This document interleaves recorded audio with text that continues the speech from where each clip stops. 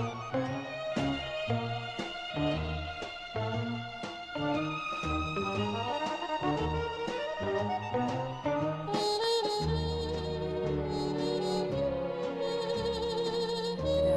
Thank you for being here. We will call the meeting to order. Here.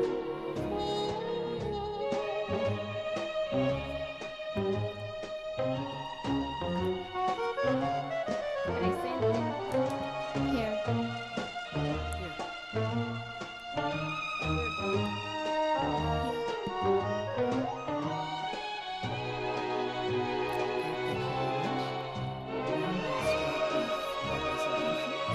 First one is Resolution 2812, Day of the Teacher, and Dr. Sergio Canal, please.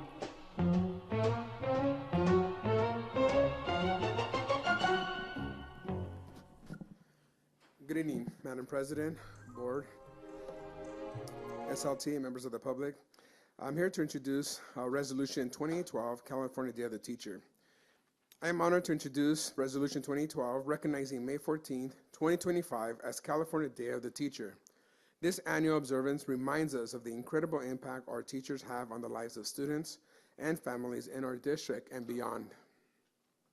Teachers are not only educators, they are mentors, role models, and advocates for equity and excellence in public education. Their work shapes the future of our community and supports the democratic principles for which our society is built upon. This year's theme, We Are the Ones We've Been Waiting For, acknowledges the collective power of educators when they unite for the best working and learning conditions. Here in Pasadena Unified, our teachers exemplify the spirit every day through their passion, their dedication, and their relentless pursuit of academic success for all of our students. It is with deep gratitude that we present this resolution to formally recognize their contributions and celebrate their essential role in shaping the lives of those that they teach. Thank you. I move approval. Second. Do we have any commentary? There must be something. Okay. All in favor? No. Oh, student board member, please. Yes. All in favor? Any opposed? No? No abstentions? Thank you very much, Mr. Canal. Oh, you're still up there. Resolution 2813, Classified Employee Appreciation Week. Thank you. You're like, why is he still standing? Yeah. I'm also proud to introduce Resolution 2013, which proclaims the week of May 28th through May 24th as Classified School Employees Week. This resolution honors the invaluable contributions of our classified professionals, those individuals who often work behind the scenes but are truly the heart of our schools. From instruction aides to office staff, custodians, food service workers, classified employees ensure that our schools run smoothly, safely, and efficiently every single day. Their efforts go beyond and above to support our students and families with the dedication, their compassion, and unwavering commitment to excellence. Classified staff play a vital role in fostering a positive educational environment, and we are grateful for their service. This resolution gives us the opportunity to formally acknowledge and celebrate their important contributions to the Pasadena Unified School District. Thank you. Thank you very much. Student board member? Oh, Yes. motion. Motion. Second. Student board member. Yes. All in favor? No one's opposed? No abstentions. Next one, number 3, Resolution 2814, National Foster Care Month. Mr. Brian Stanley. Good evening, Board President Hawley, board members, SLT. My name is Brian Stanley, and I have the privilege of serving as the Pasadena Unified School District Foster Youth Liaison, and I'm here with James Russell, who is our Foster Youth Specialist. We are here to present Resolution 2814 for National Foster Care Month. This month, we recognize the thousands of children in foster care, as well as their caregivers and foster families who open their homes and hearts for our youth. In PUSD, we've had approximately 200 students come through our doors this year. I've been proud to lead a team who works closely with our foster youth from the moment they enter PUSD to sometimes well after they leave in order to provide direct services and support to meet their needs. We know that children in foster care often face an uphill battle, and many carry lasting physical and emotional scars from trauma, which can have devastating effects to their mental and physical well-being. So we act with urgency to provide our youth in foster care with the resources and support that they need in order for them to engage in learning and to build and nurture healthy relationships, and to gain equitable access to all the opportunities that they rightfully deserve. We strive to work with our caregivers and foster families to support our children in becoming independent, confident, and successful. We give thanks to the dedicated kinship and foster parents and caregivers who care for our foster youth. I have personally seen in my own life the power of a loving foster home and the power of caring adults who want to make a difference in the lives of the students they serve. So it's my pleasure to introduce James Russell, who works with our foster youth on day in and day out, and who's an outstanding partner in this work. Thank you, Mr. Stanley. I'm very grateful to be part of a team like the one that we have here at PUSD. This year, our colleague Angela Mendoza, who unfortunately couldn't be here today, has put a lot of time and energy into ensuring that our students are able to get the right school to meet their needs, to get the transportation and the amenities they need to get their learning experience. And I've been very proud to work alongside Mr. Stanley, who has worked really hard to enrich our knowledge and our best practices by inviting a wealth of community, legal, and educational partners to share their experience and wisdom with our district.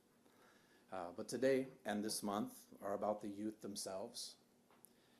Last year, the board passed a resolution honoring these young people across the district. And today, as we pause to honor them again, what I'd like to relate most to you is how deeply they deserve this recognition and respect. The thought of the foster system evokes painful images for us. And while it's right for us to be aware and, most importantly, understanding of what these students endure, my experience with them conveys a message of strength and hope above all else. What they continually teach me transcends any cliches about overcoming obstacles. Students have told me how they decided to forgive things that I will never experience, and how they stood up to people with immense power over them in situations that I wouldn't have had the courage to face. They've told me, quote, we should all be able to love everyone no matter what they look like. I've heard them say on more than one occasion, more than one student tell me, yes, I could be angry about the past, but I have to choose to move on. And one young woman once told me, I've learned that I just have to be proud of me for myself and what I've accomplished and not somebody else.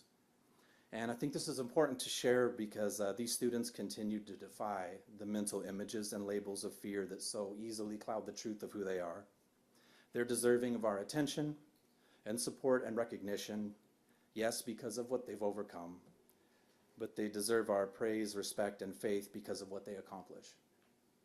The qualities of character they maintain are of the highest order, and it is of my hope that together we will continue to listen to and patiently guide them through their struggles, and above all else, that we will give them their rightful stage to be celebrated for what they can teach us. Thank you. Thank you very much for those words. Motion. Motion. Second. Student board member. Yes. All in favor? No one's opposed? No abstentions? Thank you very much. Resolution 2815, Asian American and Native Hawaiian Pacific Islander Heritage Month. Dr. Chan Hill. Thank you, President Hawley. I want to introduce Yul Her, one of our 9th grade student assembly members. With him will be Lula Matsura, also a 9th grader and newly elected to the assembly, and Leslie Chi, who happens to be our seated board member tonight. Do I introduce my name? Hi, my name is Yul, and as part of the 7.9% of the student population in PUSD that makes up the ANHPI students, there aren't many in my class that share my features. My race is sometimes seen as a rarity among my peers, and whether it's recognized intentionally or not, it is still a rarity. Despite my distinction, and many others, me and people like me are often lumped together and invisibilized like we are the same. I believe recognizing this month will help people who struggle with being seen and not seen and invisibilized like me, and help celebrate the diversity among the Asian American, Native Hawaiian, and Pacific Islanders in our district, because our distinctions are just as important as our similarities. Hi, I'm Lula, and a part of the resolution that stood out to me was about the uptick in hate crimes against Asian Americans during the COVID-19 pandemic. I remember protesting against these hate crimes, and it was one of my first moments that I truly understood how people can be so cruel to other minorities. And so I think this is why it's important that we celebrate AANHPI Heritage Month to show resistance towards hate. Hello, I'm Leslie. Whereas this year's theme, A Legacy of Leadership and Resilience, honors the enduring contributions of AANHPI leaders who have led a strong foundation for future generations to thrive despite adversity. Just 70 years ago, people like me weren't even allowed to serve in office. Today, I have the honor of serving on our board. Learning about the history of leaders who broke barriers remind me about the resilience that runs deep in our history, inspiring me to keep pushing forward with pride and purpose. AANHPI Yue Kuai Le. Happy AANHPI Month. Thank you very much. Is there a motion? So moved. Second.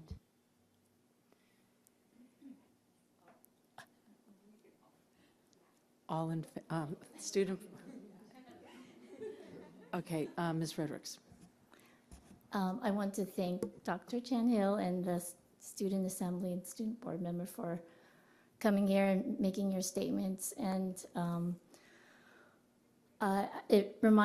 one of you said that you are very rare in your school or your class. My daughter also, maybe you know Lucy Fredericks from OEB, was also one of those rare. I don't know if she knew of any other Asians in her class.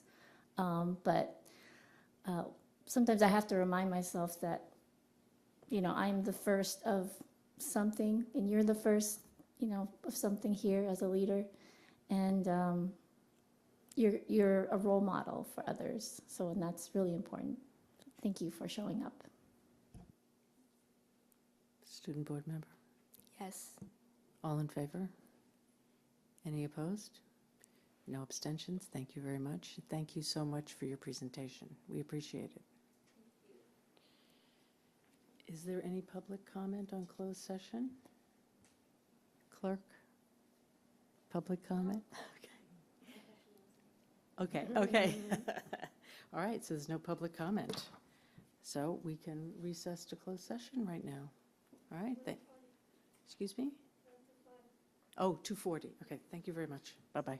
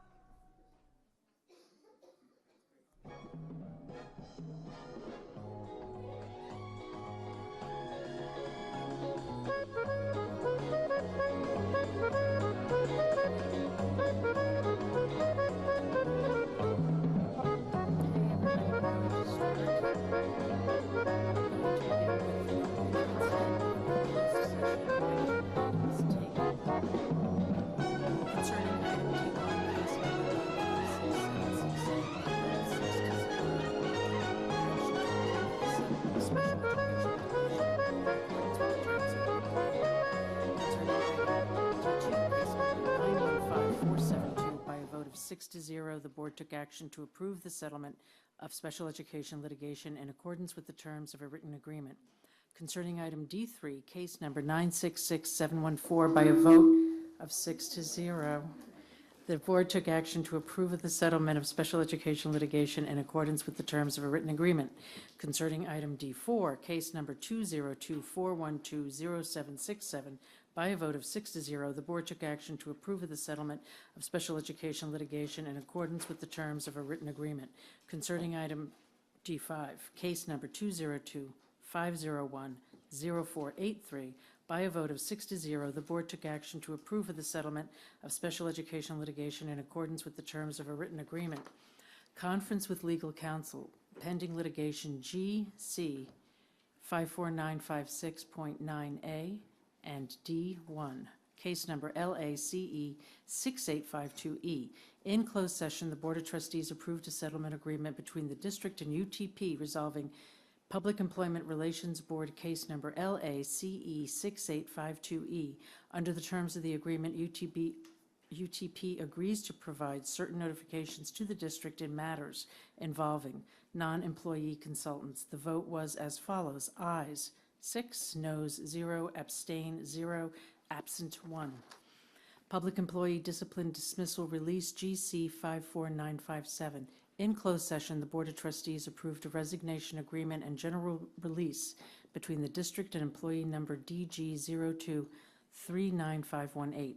Under the terms of the agreement, the employee shall resign from employment effective June 30th, 2025, and receive health benefits up to and including September 30th, 2025, in exchange for the release of all existing claims against the district. The vote was as follows: ayes 6, noes 0, abstain 0, absent 1.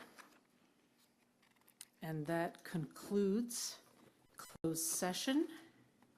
That's the adjournment of closed session. I'm going to call the meeting to order at 7 o'clock. Here. Here. Here. Here. Presente. Here. Here. Here. Here. Now we'd like to say the Pledge of Allegiance. Patrice, will you lead?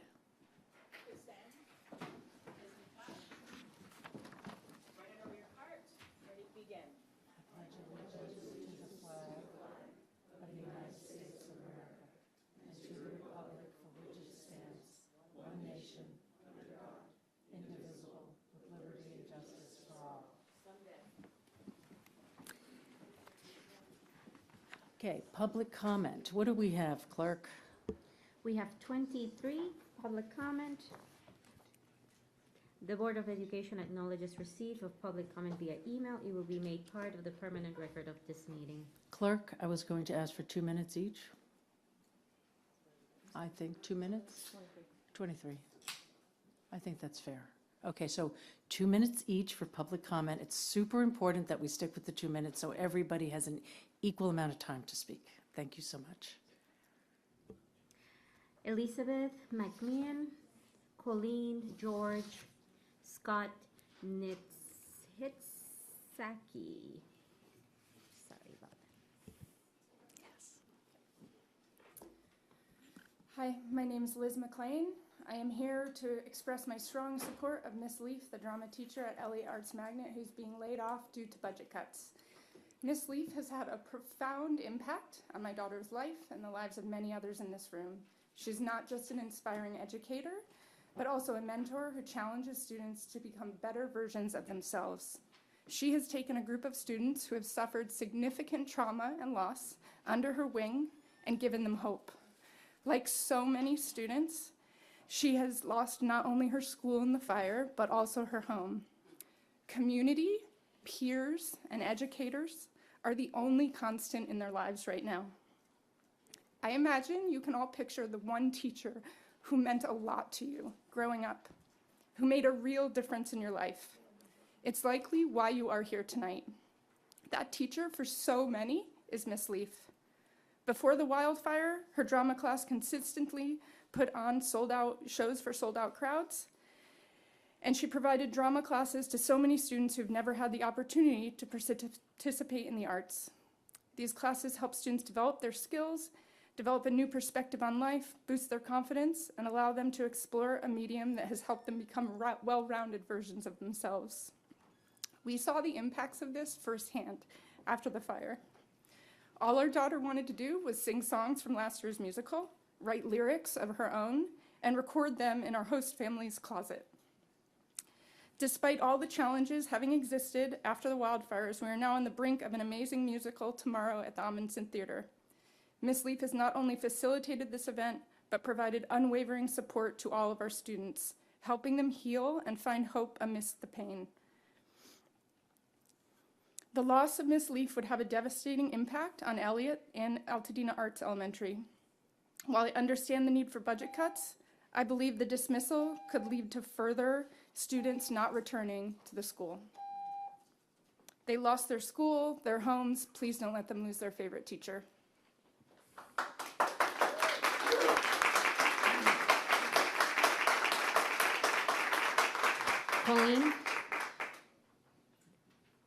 Colleen George, Scott Nitsaki, Kevin Van Houten. As I don't see Colleen, I'll assume I'm going to go next. Thank you for the opportunity to speak. You're going to hear from a lot of people in support of Miss Leaf and what a great teacher she is. I'm going to talk a little bit differently. So I don't know how many of you were in athletics in school. Maybe you were a theater kid yourself. Maybe you were in the band, right? You know what a difference that person meant as the leader of that team, and you know that that person is not replaceable by somebody else. I myself was a theater kid. I've been doing musicals from kindergarten onwards. I've been a minor in theater arts. When I tell you I've worked with a lot of directors, please understand I've worked with a lot of directors. I'm in the neighborhood of 24 shows that I've done. One director is not like the other. I've had the opportunity to work with some great directors. None of them were as talented, as passionate, as compassionate as Miss Leaf, as dedicated. I hope that most of you will be at the show tomorrow night and get to see that and see the caliber of that show. I understand that while the role was kept, that rules make it so that we are not able to keep this teacher, or at least we don't know for sure. Please believe me when I say that there is no one else that can do this job the way that Miss Leaf does it. There is no more qualified candidate, and that if we get to a summer break without a position for her, she will be gone in an instant, because she will have a job offer somewhere else in 5 seconds. And I guarantee that families will go with her, because this community is broken and that teacher is the rock that is keeping them together. Thank you. Kevin Van Houten, and then Margaret Hunt. Thank you, Board. I began to understand just how fortunate the Elliott community is to have Molly Leaf in September of 2023.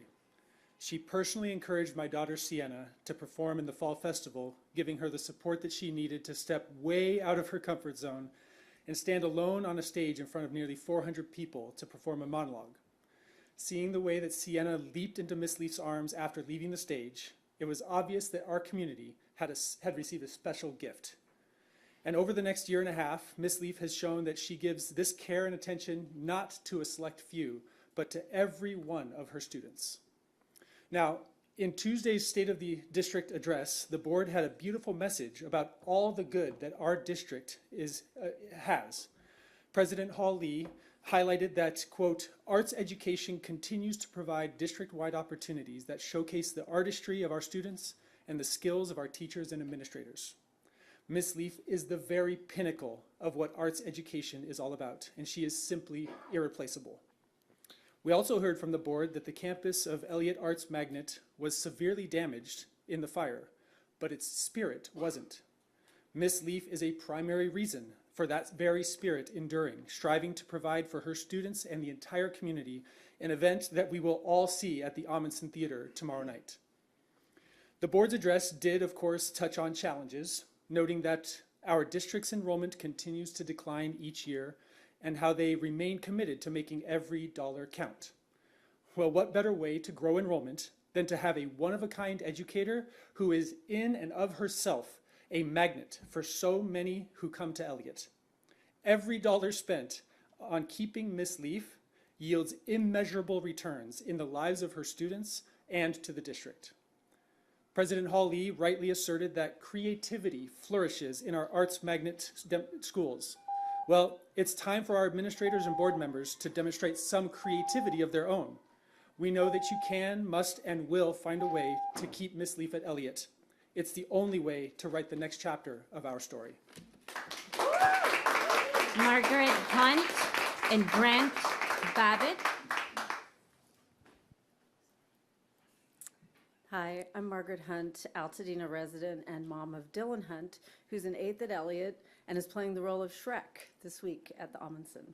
Thank you for hearing us out today as we all make our impassioned pleas to find a creative way to retain Molly Leaf in PUSD. I don't have to list out the miraculous things that she's done in the last 100 days alone since the fire. I know each of you will be blown away tomorrow night when you take your seat at the most prestigious theater in Los Angeles. You will see our PUSD elementary and middle schoolers rise up like phoenixes. You'll look around with pride and remind yourselves that Ms. Leaf did that. It's absolutely unbelievable what she's done for our kids and for our district. Today at the Amundsen, I saw 3 different TV trucks, and those outlets were there covering this story. I'm pretty sure that's the kind of news coverage that you'd rather have than some of the other coverage that's happening. Students across Pasadena are choosing not to go to private schools or charter schools and to go to Elliott because of the incredible arts program. Because of stellar teachers, Elliott is on the map and sought out. It's hard for our public schools to stand out for academics, but we are standing out for the arts. Your budget would look much better if more and more families continue to choose PUSD instead of private school. This is the momentum that you need. I know it's been an impossible year for PUSD. I know you have a long list of bad options for your budget cuts. And I know you have literally hundreds of families begging for their most urgent issues. And I know that in extenuating circumstances, this board and the PUSD leadership step up. I know in past years you've found creative solutions to retain teachers that are truly extraordinary. This is one of those times. I implore you to get creative, as Molly Leaf has time and again this year for our kids. Find a way. Keep PUSD a bright star for the arts in LA. Enrollment and stature for this district will grow because of it. Thank you. Colleen George. Lesko, Colleen George. Okay. Grant Babbitt and Justina Black.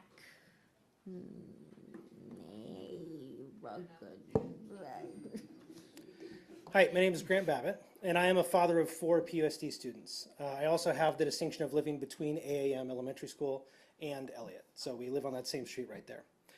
We've been involved with the theater through AAM and through Elliott ever since 2018. I have a kindergartner who's now a 6th grader. He's been a part of every show ever since, and we've seen an evolution of different teachers coming in as drama teachers and being directors and seeing what that does to the kids. They've flourished, they've had these amazing opportunities, but it's not been the same since Molly Leaf has been there.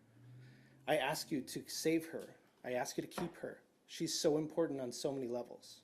She is not just a drama teacher, and I understand that in the hiring process, a drama teacher can be someone who's qualified and someone who can just do the job, but she's so much more than that. This is not just an issue for a teacher and a teacher keeping a job. This is a mental health issue for these kids that have already suffered so much.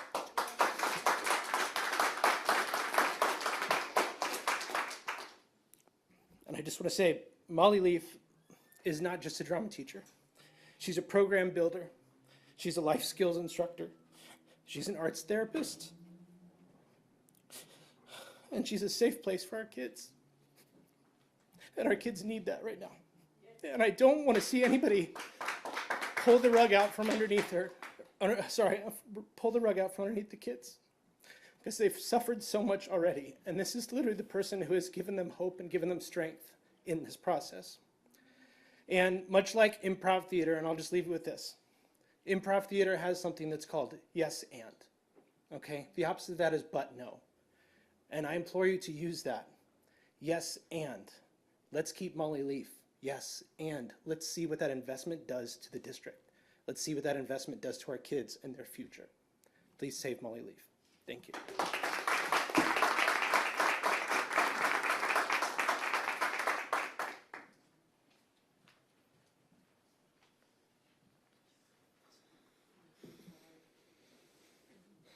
Good evening. My name is Justina Blakeney Rosencrantz, and I'm a parent at Elliott, here speaking on behalf of Miss Leaf.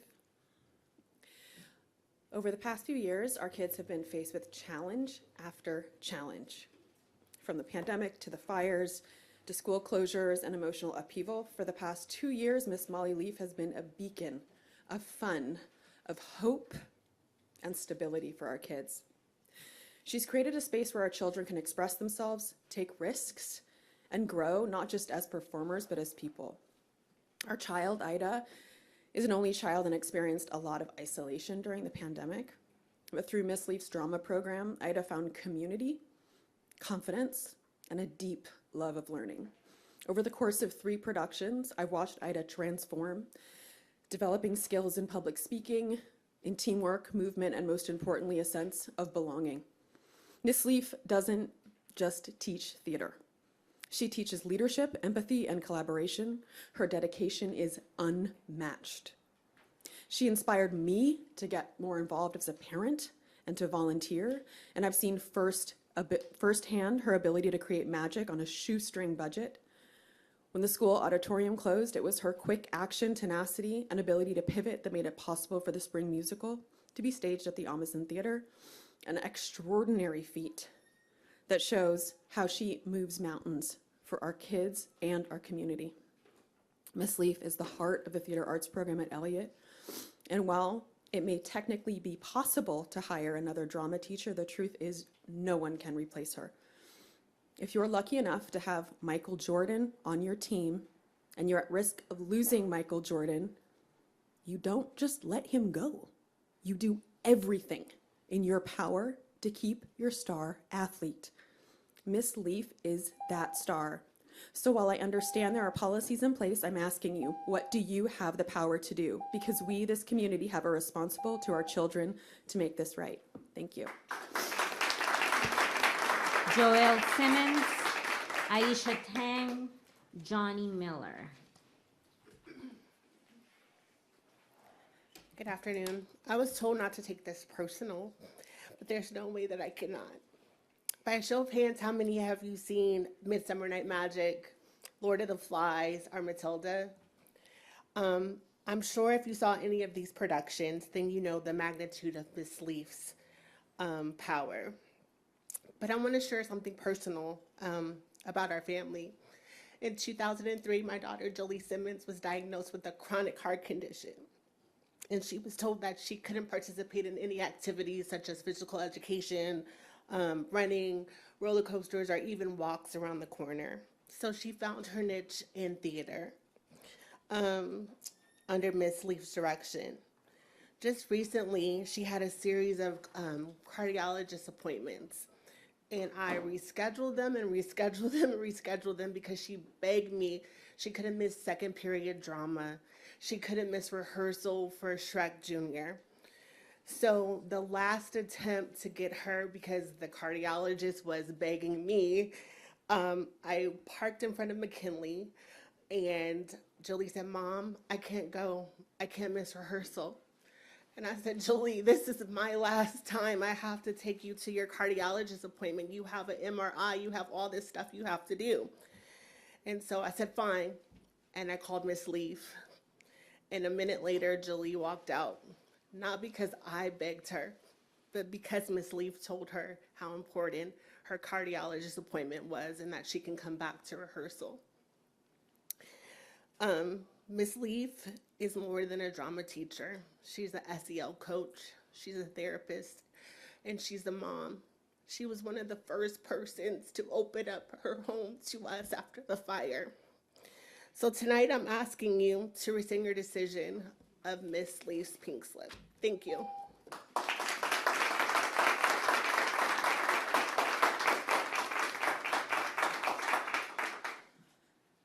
evening, board members. My name is Asia Tang. I'm a Sierra Madre resident, a single mom, a night shift nurse, and a proud parent at Elliott Arts Magnet. I'm here tonight to urge you to retain one of the most impactful educators in our district, Molly Leaf. When my child and I left our charter school to join PUSD, it was because of Miss Leaf and the program she built. She brought purpose, confidence, and belonging into my child's life. And after the Eaton Canyon fires, which destroyed our auditorium and left many drama families displaced, majority of them, she didn't step back, she stepped up. She held our children through one of the hardest times in their lives and turned devastation into inspiration. Ms. Leaf's leadership has made Elliott a beacon of what an arts magnet should be. Her students are not only thriving emotionally and academically, they're performing at the Amundsen Theater this Friday. She brought Broadway actors and master teaching artists into our classrooms. This isn't just teaching drama, it's changing lives, and it's exactly what PUSD's art vision and the grant intended. I want to highlight something from the Education Code 44955.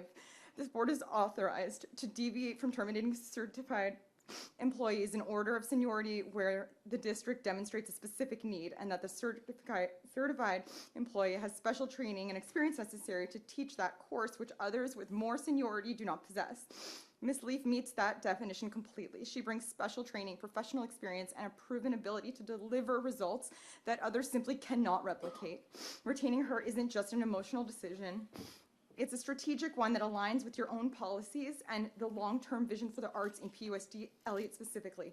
Ms. Leaf is the heart of Elliott Arts. She is the reason families like mine are returning to public schools. Removing her would dismantle what has been so beautifully and effectively built. Please honor the intention of the grant, honor the needs of our students right now, and honor the value of experience and impact, not just time served. Thank you.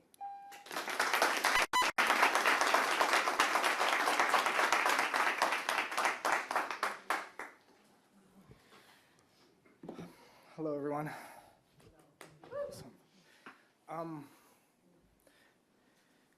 Thank you for this time and the space. Thank you for your, gosh, you guys have been up forever trying to make everything go as well as possible.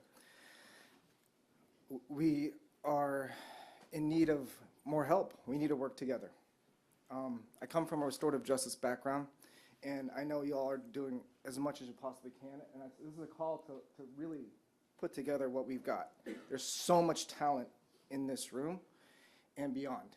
And so I'm looking forward to rebuilding a community in a way where we're not just pointing fingers at people with the most power, because the power is among us. So how can we do that? That's a bigger conversation, obviously. I come to you also as a parent, and our child was once in LUSD, now we live in Arcadia. We choose this. We have fallen in love with Pasadena, Altadena in this place. Molly Leaf and the community that she's been building is a huge, huge part of that. We have a neurodivergent son who we treat and who's been guided from as if he's on the spectrum. We've spent years restraining and helping convince him, who's been bullied by teachers, students, and peers, but when he's come here, he wakes up with what was a fight to get to school on a daily basis. Our son now has a sense of purpose, gets up, wants to be on time, and grades have increased, and has a diverse network of support, as described by what you get from what everyone else has been talking about so far. A huge call to, I understand protocol, but we need to build something else that's more cutting edge so we don't lose our Kobe's and Michael Jordans, you know what I mean? So thank you for this investment. Jose Arrigo, Leah Simmons, Jing Xuan Liu.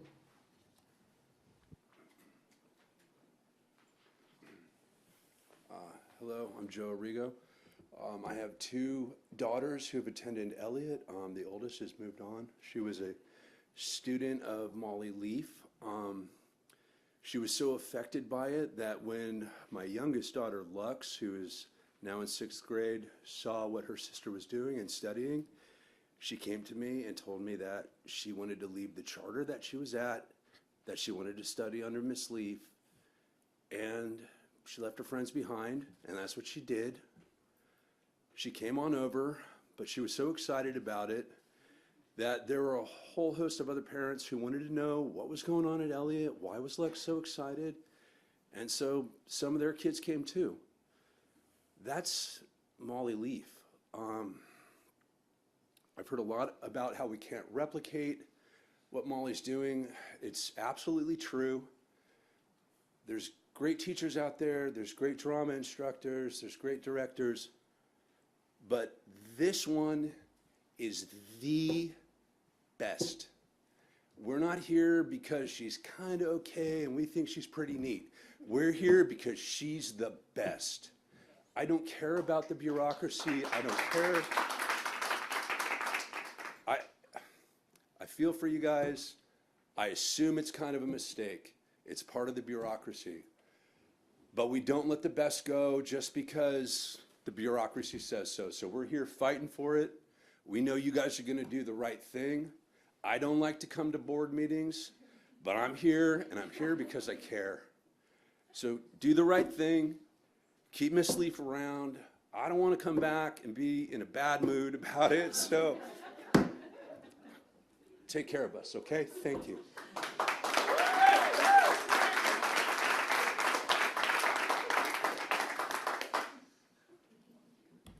Hi, my name is Leah Slemons, and my goal today is to let you know that the population of students and families within PUSD is dramatically changing in the area of the arts, specifically theater arts, and specifically to Altadena and Elliott Arts Magnet Schools. My daughter Evangeline played the role of Matilda in last year's production, and she was a 5th grader at the time. And I, as a parent, was extremely nervous and anxious about it because she had never done a lead role that way. Although she had done acting before and she was definitely talented, I was nervous about it. It was Molly Leaf who set my heart and mind at ease. I didn't even recognize her as the director because she was unlike any other director I'd ever met. She was kind, compassionate, patient, understanding, and she really took Evangeline under her wing. That was a beautiful experience for my daughter and for me and all the families involved. It was 5 sold-out performances with demand for more. We had people coming from other districts, other schools, private schools included, all saying the same thing. There's something going on here. What is going on here? And it had truly become a junior Broadway production. So I also wanted to let you know that mine is not the only story where we could have chosen other schools. We actually had my daughter enrolled for another school, private school, but we changed our minds at the last minute because of the program that was developing under Ms. Leaf. So I want to let you know that with your ongoing support, like programs like this, you're going to see that continued shift in population grow and grow and grow, and hopefully other schools will follow suit. Thank you so much.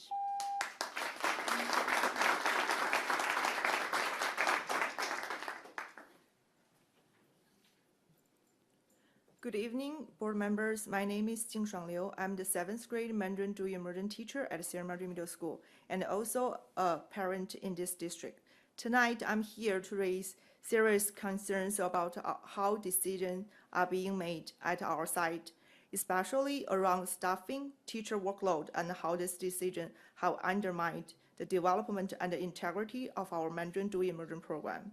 This concern points to a consistent pattern of favoritism that has undermined collaboration, strained morale, and most importantly, started to erode a program that our community has spent over a decade building together. Because of time limits, I won't go into full detail here. I have submitted a written statement to board members and shared hard copies with those present tonight, including board, the union representatives, and the families in our Mandarin Dual Emergent program. The statement includes dates and specific examples that reflect a troubling pattern. These are no longer just internal staff issues. They are beginning to harm students. I respectfully ask the board to investigate the concerns raised in my statement, ensure transparency, and hold the appropriate individuals accountable, not just through a public apology, but through corrective measures that restore transparency, fairness, and trust. I also hope that in future decisions impacting the Mandarin program, the district will meaningfully include input from teachers and families, especially those who speak the language and understand the unique needs of the Mandarin Dual Immersion program. Finally, I want to emphasize this. I don't want to be here tonight. I waited, I followed the process, I gave people time. But when silence begins to harm students, educators have a responsibility to speak up. Thank you. L. Schneider, Warren Bleeker, Adriana Lopez.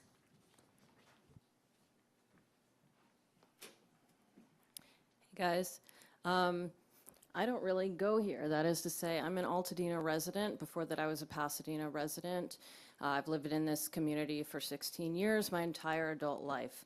So why am I here? I'm here because in fall of 2002, my brother started high school at Stuyvesant High School, blocks away from Ground Zero in Manhattan.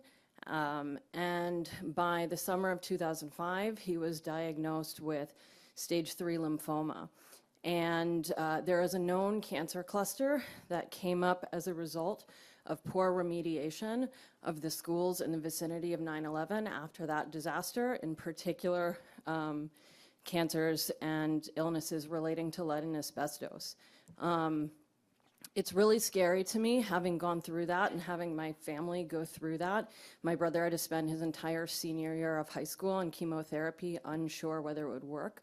I don't want to see that same thing happen in my new community, as my friends are getting to the age where they're having kids and they have kids enrolled in the school system. I want to make sure that it's safe and that other families don't go through what we went through. You guys need to figure out a way how to test the schools that are within a mile of the burn zone for lead, asbestos, and other contaminants, because we know and have verified facts of what happens if those contaminants are left to remain on the school grounds. And that's not just cleaning the walkways, it's the HVAC unit, it's soft goods like carpets and auditorium seats. That's what caused the cancer cluster at Stuyvesant High School. And I don't want a cancer cluster here. Thank you so much.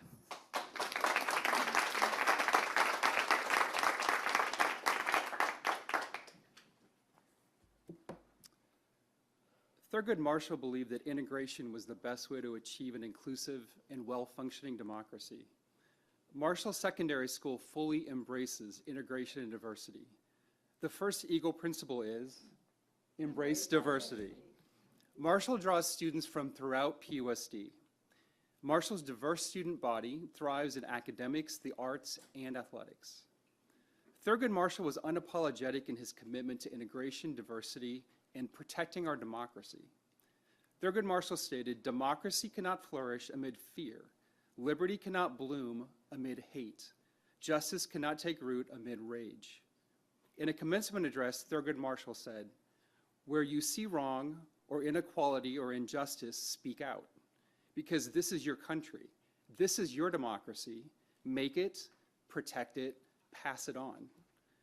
As Marshall Secondary School turns 100 years old this year, our country's commitment to integration, diversity, and democracy is under attack. But by naming a school after Thurgood Marshall this evening, PUSD not only honors and commemorates Thurgood Marshall's legacy, PUSD signals its unwavering commitment to integration, diversity, and democracy, and commits to teaching these ideals to future generations who will now walk the halls of Thurgood Marshall Secondary School. Thank you.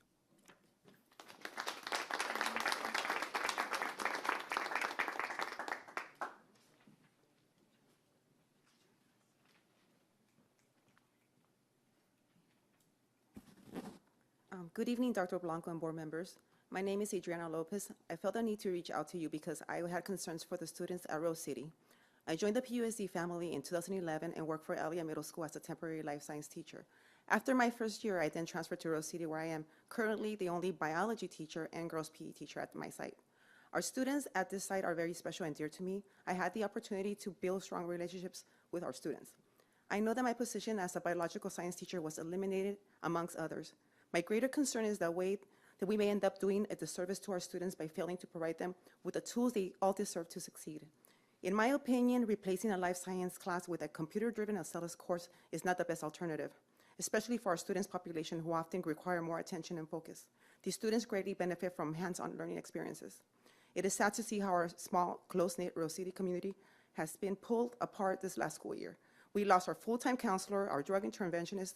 Students are also losing a great art photography program, one of the most desired electives at Rose City. These programs, amongst other things like low teacher turnover, are what helped our school become a model continuation high school. It was not only the work of one individual, but the seemingly effort of the entire group that it reflects our success as a team. Of course, this process was not easy. It took years to strengthen our Rose City family. I am grateful for the fact that I will remain part of the PUSD community and move forward to a different location, but I am so saddened to leave the place I have been part of for the last 13 years and I consider a second home. I understand it may be too much to ask for reconsideration at this stage, now that these decisions have been made, but I still felt it was important to share how I feel. I want to thank you all for taking the time to listen to my concerns. Thank you. Carolina Obregón, Astor Silverio, Evan Goldford. Okay, good evening. My name is Carolina Obregón, and I've had the pleasure of calling Rose City my home away from home since 2011. Although my position as a math teacher at Rose City is not being eliminated this year, I feel compelled to speak with you today because I have deep concerns about the future of our school. Over the years, I've witnessed Rose City transform into a welcoming, safe, and nurturing environment that truly supports the needs of all of our students. We have come together as a community to address both the academic and mental health needs of our students. As a result, we've achieved incredible milestones. This year alone, we were named a model continuation school for a third time. Thank you, thank you. We also renewed our WASC accreditation. Our graduation rate increased by 21.5% over the previous school year. Right? And our CAS math and English proficiency rates have also improved. These accomplishments didn't happen by chance. They are the result of deliberate, collaborative efforts among our teachers, staff, and the unique programs that we have in place at Rose City. I understand that our enrollment has been low this year, which has prompted these cuts. Please remember that our enrollment fluctuates year to year, quarter to quarter, based on the number of students that are referred from the comprehensive high schools. This is why I urge you to reconsider the proposal to cut our teaching staff by 1/3. We currently only have 9 teachers, and the current cuts would take us down to just 6 teachers. Such a reduction would directly impact our ability to continue delivering the high quality, individualized education our students both need and deserve. Thank you for your time.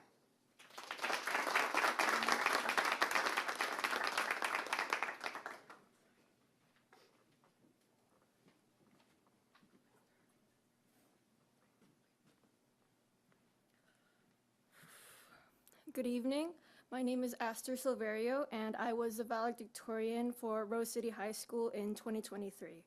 As a former student, I'm here tonight to speak on behalf of the students that currently attend Rose City High. Without Ms. Lopez, Mr. G, and Ms. G, the subjects that they teach would likely be reduced to be completed on Accelis.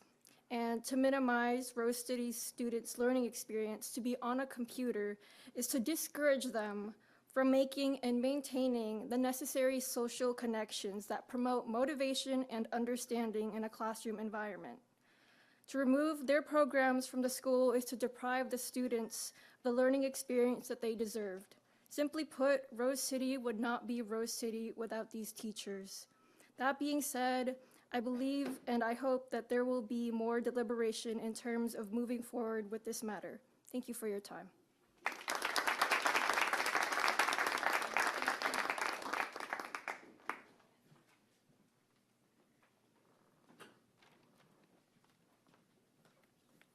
Hello, I'm Evan Goldfarb, a senior at Rose City High School, a school that I could describe in many ways, but one that sticks out to me is like a lighter with low butane. A lot of schools come here as a burnt out candle, and Rose City helps light their wick once again. But with these budget cuts, Rose City can't light as many and soon might even run out of fuel. We have 40% fewer students than last year, 113, and if every single senior graduates, that means we would have half the student population that we currently have. With the model continuation program, we are a 22-1 school, meaning we only need 20 students. If we get 5 students that aren't doing the best in other schools, we could save a teacher. I don't like to put down other schools to bring up Rose City, but it's more than a school, it's a community, and firing a third of the staff really just breaks up the family almost.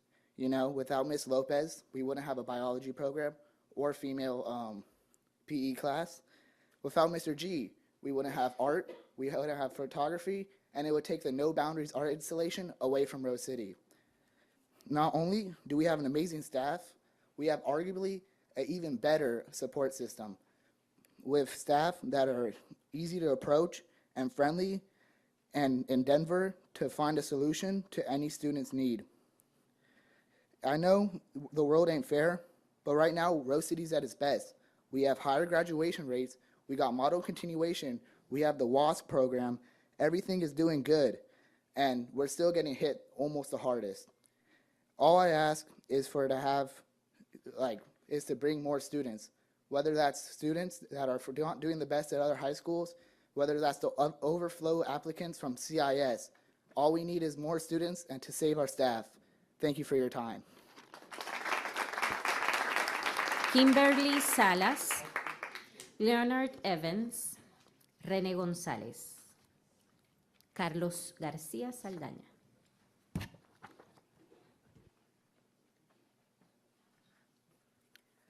Good evening, my name is Kimberly. I am a senior at Rose City. Rose City is a school filled with passionate teachers whose main focus is on the students. Every teacher on this campus has shown dedication at every single student. I can speak on this since I have had every single teacher. As soon as you step into a classroom, you can see that every teacher is stirred with enthusiasm. In their own way, they all have their way of teaching, and I have had the privilege to get to know every teacher.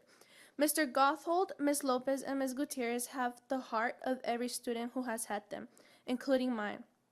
Without these teachers, much motivation and knowledge would be lost. All three, along with every teacher, have a very important role in our lives and education. Our photography teacher has taught a lot and is our only art-based teacher. Ms. Gutierrez is a big help with our Spanish-speaking students, and Ms. Lopez is a big help in our science area.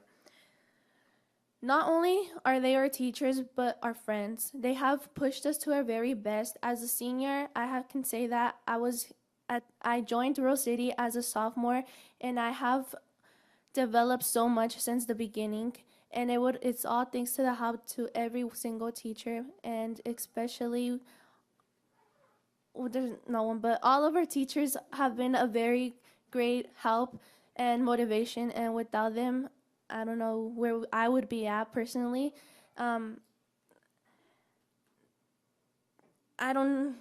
It's very sad to see, it would be very sad to see each teacher to leave us, because they have been a very big support in our life and education. Me and for every student on Rose City campus, we would be pleased to have and to maintain every teacher and staff on this campus. Thank you.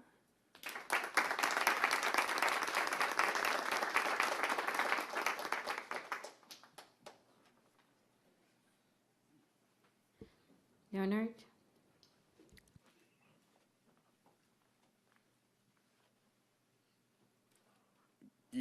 Good evening. My name is Leonard Evans. I'm a former student at Rose City High School, and I'm here to speak on behalf of former students also, and to not getting rid of the 3 teachers that made Rose City what it is. I personally have been affected by the pandemic in the past few years. I was a freshman when it first started, and I graduated to 2023. In that time that I have been at Rose City for 2 years, I have gotten 3 internships for major film companies just for participating. And Mr. G, honestly, he helped me a lot because I was a lost kid trying to go through the world through the pandemic, and also not having a solid male figure in my life. I think it's honestly a shame that most of the teachers, third of the teachers, are getting budget cuts or getting laid off. I also believe that most kids who graduated after me, or are going to continue to graduate after me, are going to not have that role model in Rose City. There are only a small percentage of students, and most of them are lost too. And I just think it could make a difference in most people's lives, especially my life. It made a difference, and I think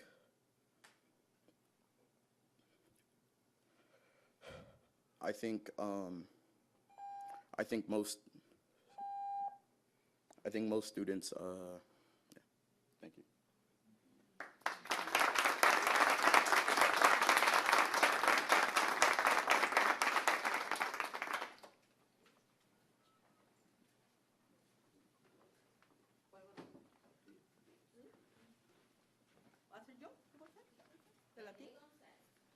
Party time. It's Connie's card. Switch my card. Okay. Yeah, that's all. Go ahead. Connie de la Torre. That's me again. I'm sorry. Good evening, everybody. Happy to see you guys. I'm come for a good thing. I'm come here to invite you guys for our wonderful Latino ceremony on May 18th from our beautiful Marshall School. That is my heart. You know, all my kids went to Marshall. And thanks to the principal and you guys, we want to present our ceremony for our wonderful Latino ceremony on 2025. And we're here to invite you guys and see if it's possible you guys can go, because I love to see everybody and our wonderful things for our kids, because especially this year, they really, everybody, you know, to have a little come together. I think we can make a difference in those kids, and they can open their heart, especially for what's going on with all the what happened in our school, in our city. And then that's why, you know, I'm here. You know, I have a passion for students, and I love my kids, everybody. I love all my kids, but especially, you know, they being the Latino ceremony. I was the one that, you know, I started this many years ago, and I'm happy to be part of the with Mr. Gonzalez. You know, I'm happy to invite you guys to our beautiful ceremony. If you want to say something? No, the flyer is on your desk, and you will get the digital flyer. So bring friends and have fun. And party time. Woo! Thank you.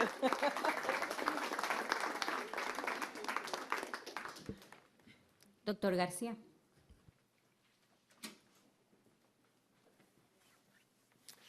Thank you. Good afternoon, Dr. Blanco, ELT, and board members. I am here as a follow-up to my email from earlier this week asking for the opportunity to sit and discuss and brainstorm what can be done with the campuses that have been lost to the Eaton fires. The Edison campus, where we housed 370 students, is now fully inoperable. The Audubon campus that housed 470 students has some limitations for co-location. The state of California and voters are looking at $10 billion in school facilities. Charter schools have $600 million earmarked for rehabilitation, renovation, and new construction projects. I'd love the opportunity to meet with everyone, anyone, a committee, facilities, to discuss, is there an opportunity to partner to rebuild our schools and provide our community with a fresh opportunity moving forward. Odyssey Charter Schools has been in the Altadena community for over 20 years at the Audubon campus. This is our home. That is our community. These are our roots. We want to, and we will be part of the rebuild efforts, and we'd love to have that opportunity to do that in partnership with you all and staff and leadership to make that happen. Primarily accessing funding that will not put any strain on the district budget. So I look forward to that opportunity when it becomes available. Thank you.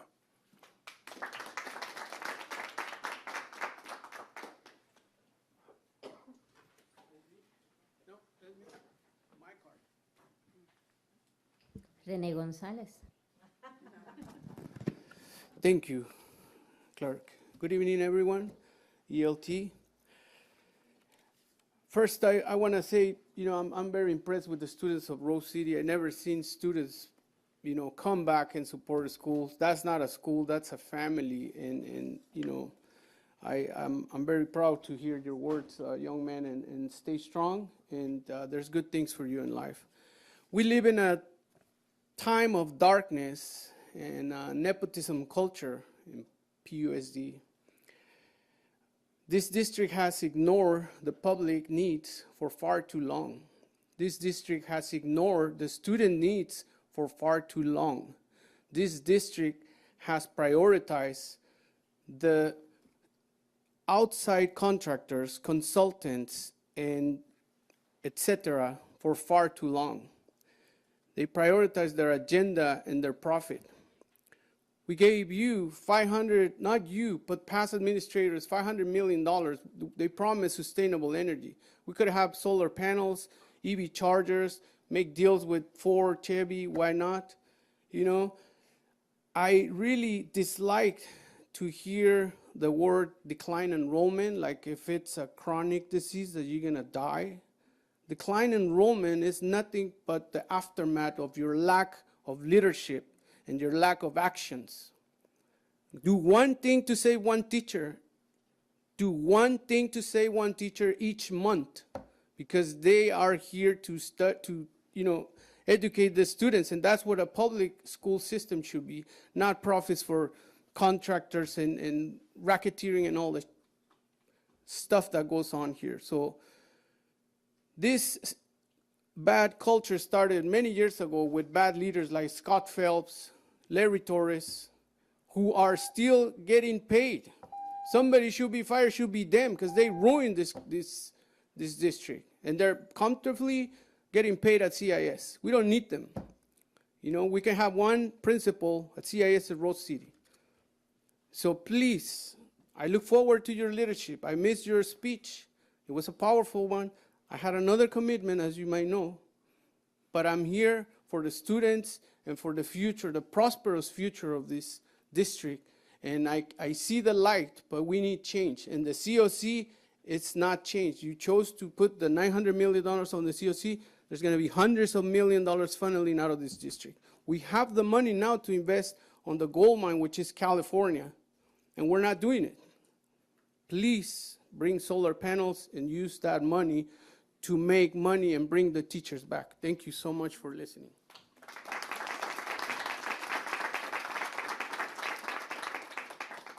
Okay, thank you. That closes public comment. And now we'd like to hear our comments from labor unions.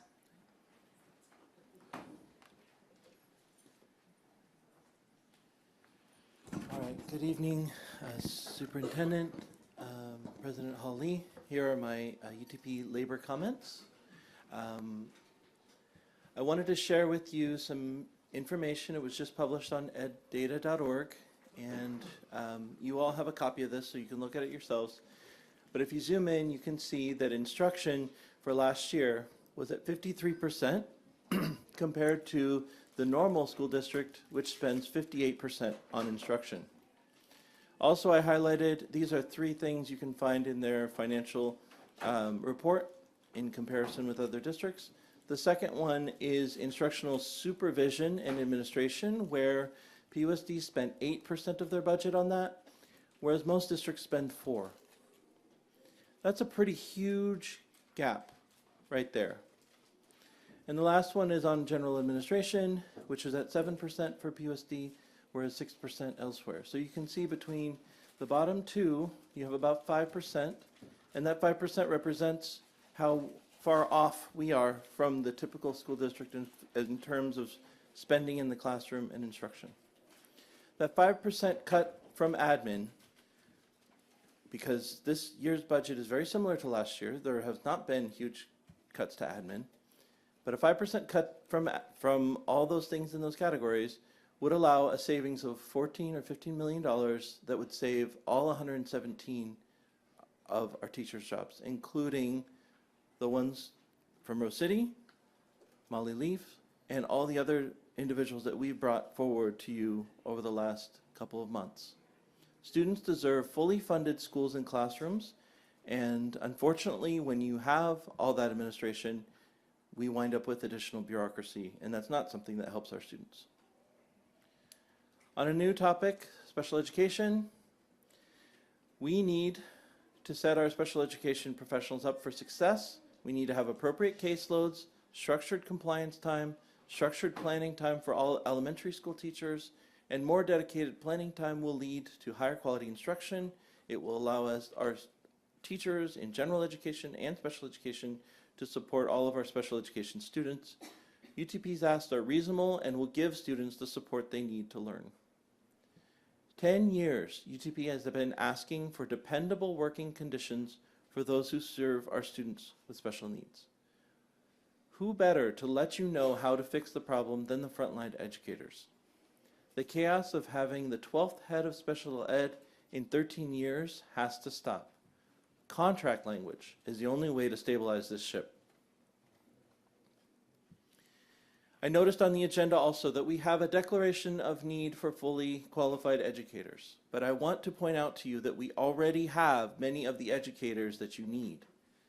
PUSD already has people, the 5 multiple subject teachers that are mentioned in that notice, 2 ELA teachers, one of whom is Molly Leaf, 23 bilingual education authorizations, many of whom currently have temporary contracts.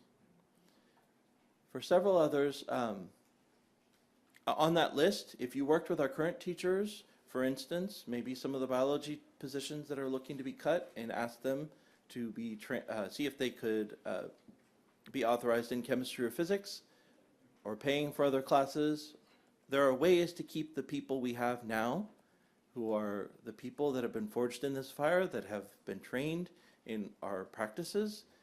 It would be much better to do that rather than the 6-year pattern that we have of laying off people and then bringing in a whole new crew. I want to bring to your attention quite a number of contract violations. It's, one of the biggest that's affecting us right now is that HR has not published the vacancy list to all our members, despite that being clearly called out in our contract as a need, a requirement of our contract. On the second note, HR deprived a member of PD time and forced them to work longer hours with no compensation all of last semester. HR is not keeping accurate sick leave records. We have a grievance to that effect. And the last one, although it hasn't been ruled yet, is actually HR involuntarily transferred a more senior teacher over a teacher with less seniority, and instead of handling or dealing with it, the district decided to spend a bunch of money on arbitration, which is a waste of everyone's time and money, and we should be resolving these things quickly and following the contract. Lastly, I want to point your attention to the QR code. We as UTP believe that PUSD should embrace its classrooms and its students and lean in to fully fund our PUSD classrooms and schools. I pointed out to you that we have the ability to do a much better job than what we're doing right now. Also, UTP must be treated as a true labor partner. We were talking earlier about creativity and solutions. The best solutions are through collaboration, through working together, which has not been the pattern of our bargaining process or this whole RIF process. For those of you in the public, I would like you to, I would ask you to sign our petition using the QR code and if you believe that we should be fully funding our schools and classrooms. Thank you.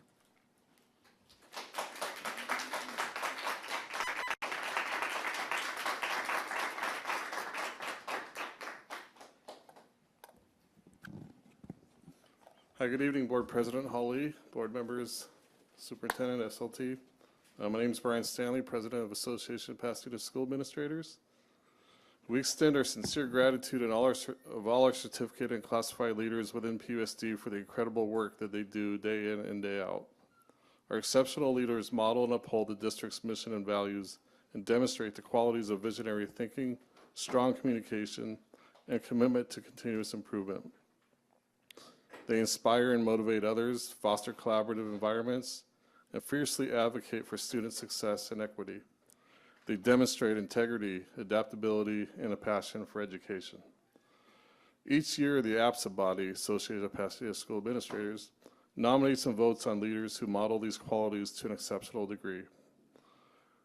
This normally happens in the fall, which it did this year, and then in January we nominate these administrators to the regional and state awards for AXA.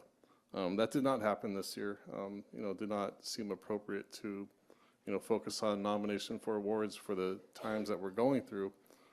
However, we don't want this year to come to close without at least recognizing those administrators that were nominated and voted for these awards nevertheless. So before this year comes to an end, we do want to recognize these administrators for what their peers voted them for, which starting with our secondary school principal of the year, Dr. Lawton Gray, elementary principal of the year, Marcy Brambilla, central office administrator of the year, Dr. Shannon Mumalo, Harmony Cano, and Dr. Helen Chan Hill.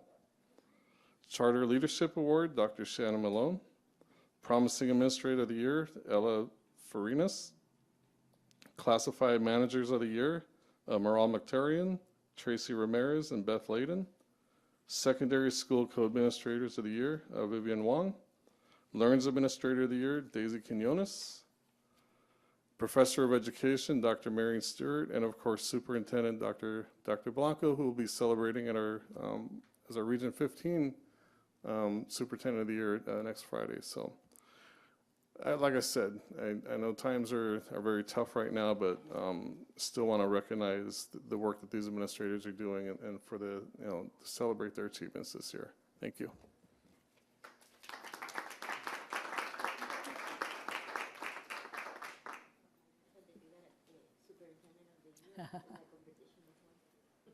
Is there anybody else? I don't think there's any other labor unions. It's all the region. Did you say there was going to be some type of ceremony or an event celebrating all of this? And will the board receive an invitation?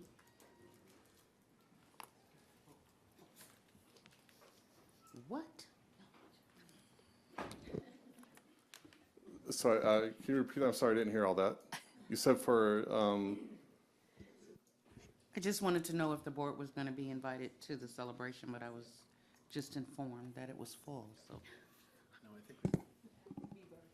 So for an event next Friday, the board was invited, but let me know if you want to attend. And then for all the administrators, we'll do something at the very end of the year, probably at the end of May.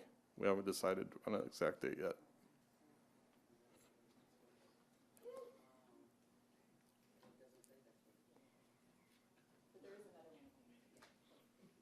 Yes. Okay, thank you. So now we are going to move on to our first staff presentation. Superintendent's Leadership Team for Eaton Fire Recovery Update.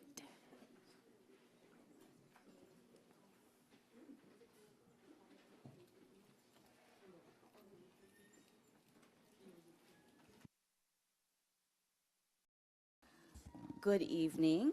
Momentarily, I'll invite up. Now they're coming. The rest of the superintendent's leadership team. As we have done in previous board meetings, we just want to provide some continuous updates on the recovery process from the Eaton fire. Now, in a very stabilizing way, this has become sort of our new normal. And you're going to end up seeing some things that just are typical for this time of year. Something happening. I think she's just standing really far behind you. I think that's it. Oh, okay. I was like, something happening? All about pictures, okay. Okay, okay. Sorry, Mr. Harden. Whew. Didn't know I was that self-conscious. Apparently.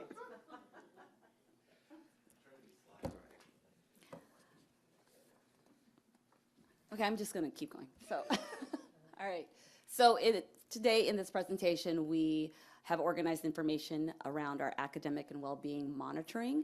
So we have some new information for you in those areas, and then, of course, our continuous operational updates. So in our academic and well-being monitoring, one of the things that has been eagerly awaited is our academic data reporting. As you know, because of the delays with the initial emergency, we did have to delay our typical local benchmark assessment window. However, I wanted to, which I have some preliminary data for you here tonight, but I wanted to share some structures that we have around how we are checking in on students academically, regardless of local benchmark or not. And so essentially, we have talked in the last few months and year around different levels of data that we utilize. The term that we've been sharing is street data, being the more day-to-day, on-the-ground, in the classroom type of data that teachers utilize when they interact with students, when they test informally, when they do exit tickets and the like. We have a new system that we're very excited about called Panorama Student Success that Dr. Reynosa's team has helped begin training critical staff in, which will actually house this collective data so that we can actually combine academic data with behavioral, attendance, engagement, and SEL data so that we have a holistic look at how students are doing. What we also have that I've just referred to was that local benchmark data, which is what we typically look at in terms of how students are doing in math and reading. So you'll see some of that preliminary data. But that's really at the map level, right? It's not the daily work that we're doing, but it does give us a good look at a certain period in time. And finally, we have the typical satellite data that you see our reporting on, usually at the beginning of the school year because the students take this California assessment, state assessment, at the end of the school year. This is actually the opening of our testing season for that. And then the results come in throughout the summer, and you see the dashboard release happening in the fall. That satellite data is such a lagging indicator because of the delay in how we see it that we don't typically use it for daily instructional adjustment, but it is a good indicator for us of how students are doing toward the end of the year in one consistent point in time. So today I'm going to talk about, that center data, the local benchmark data. And so in that context, understand that it's only one data point that we're looking at, but and in this sense, it is preliminary. There's a lot of disaggregation that we still have yet to do, but because the window has closed, we were able to give you some of the general impressions. So the way that the next few slides are structured, so that I won't belabor each one individually, is it begins with a table that shows you our elementary data, and that would be kindergarten through 5th grade, and then our middle school data from 6th to 8th grade. We do assess high school in reading, and that's included in our final district-wide data. On the table, we are showing you what the current results are in what would be called Diagnostic 2, and then we compare it to the middle column, which is Diagnostic 1, which they took in the fall, and then showing you the % change in that category. So different than our summative tests, our iReady local benchmarks are divided into 5 performance bands, and we are showing what the growth is between those performance bands. What I want to point out is that, yes, we should always expect that our data grows from the beginning of the year to the middle of the year. But what I want to point out is that those percentages are not just due to time. The actual percentage of that performance or proficiency is based on what the cut point is expected to be at that point in the year. So if it is a diagnostic 1 being done in the fall, then there's a particular cut point where they expect you to be at a certain proficiency level because you've typically been in school for about 3 to 4 months. When you move to diagnostic 2, which happens in the winter, the cut point moves. So your target shifts because there's a higher expectation for how much you should have covered by that point in the year. And so those percentages can flatline because you can continue to only be progressing at a particular percentage as you make progress. But what you want to see is that it increases in percentage because more students are gaining proficiency at the adjusted cut point. So that's what this table will display in numerical change. So what I wanted to point out for both the elementary and the middle school math data is that you are seeing all levels moving in the direction that we want them to move, meaning the 2 levels or the 2 bands that are early on grade level or mid and above are moving in a positive direction. We're increasing the percentage of students that are reaching those benchmarks.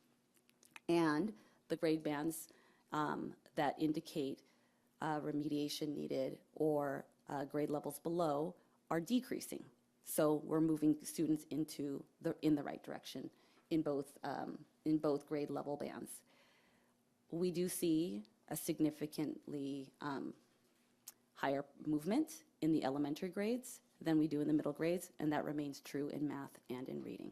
So this is also something that's not surprising. It has been traditionally more difficult for us to move students across grade bands as they get older.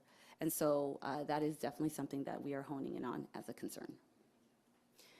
The next couple slides, and this will be replicated when I get to the reading as well, visually show you what you just saw on the previous table. So it's the exact same data, but this time shown in graphical format so that you can see really how that breaks down in terms of percentage.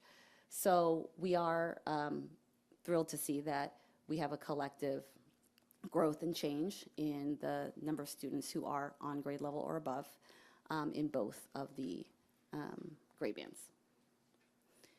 This is our reading data, split up in that same way, where you see the elementary on the left side of the table and the middle school on the right side. And again, across all grade bands, all performance bands, we are seeing movement in the right direction, except in the middle school with the early on grade level where we didn't see a change. Students in those bands may have changed, but the net percentage of students did not. Okay. And then another graphical depiction of that same data. And we are pleased to see that that growth in on-grade level or above is growing year to year. One of the, and then finally, this final slide is the district-wide data, where we now collectively include both the elementary and middle school, and in reading we add in the high school, all together. So notable changes is that for reading at the bottom, we actually have increased our on-grade level or above percentage on this at this particular time of the year to 49%. Which is, at this point, nearly half of students. We are obviously concerned that that also means that nearly half of students are not. But we are making strides. We have done a significant amount of work around reading instruction, and we see that the gains are occurring. I shared earlier that this is the preliminary data. We don't have the disaggregated data yet. We are actually meeting with the data analysis team in the next week, where we can look at this by subgroup, we can look at this by grade level with more specificity, and we can see which students are moving. One of the things that we were also reviewing is what does this look like from winter last year to winter this year? The data that you've seen so far really is just comparing that growth during this current school year. But if we were really trying to get as close to apples, we were wanting to look at the year-over-year change from the same point in time. And last year, at this point in time, or on this particular diagnostic 2, our proficiency rate was at 43%, and this year we're at 49.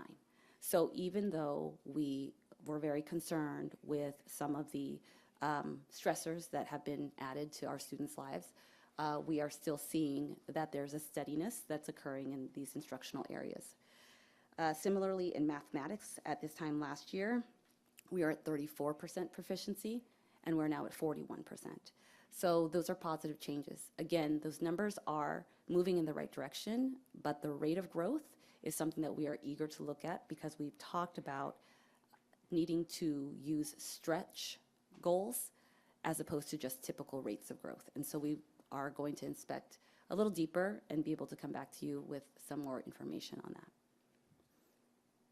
I'll turn to Dr. Reynoso for our attendance data.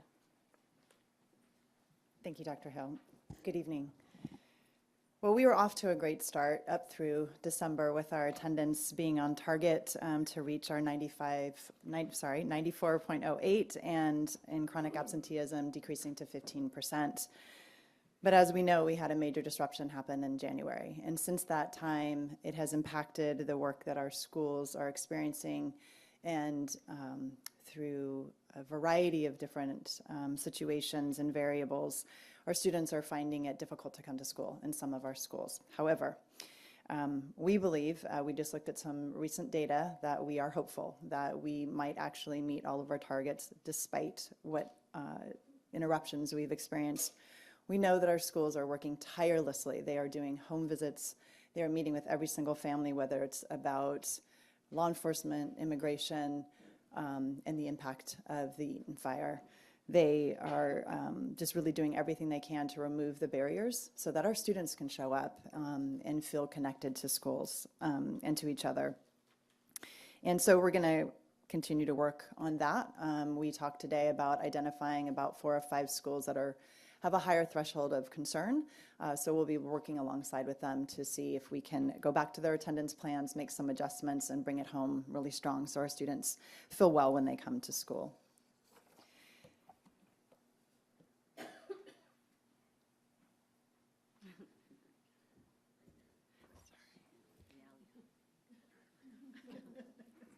I bring show and tell because I am student wellness representative. All right, I'm not going to read through all of these things, but I am going to touch on just the incredible work that has happened since the Eaton fire.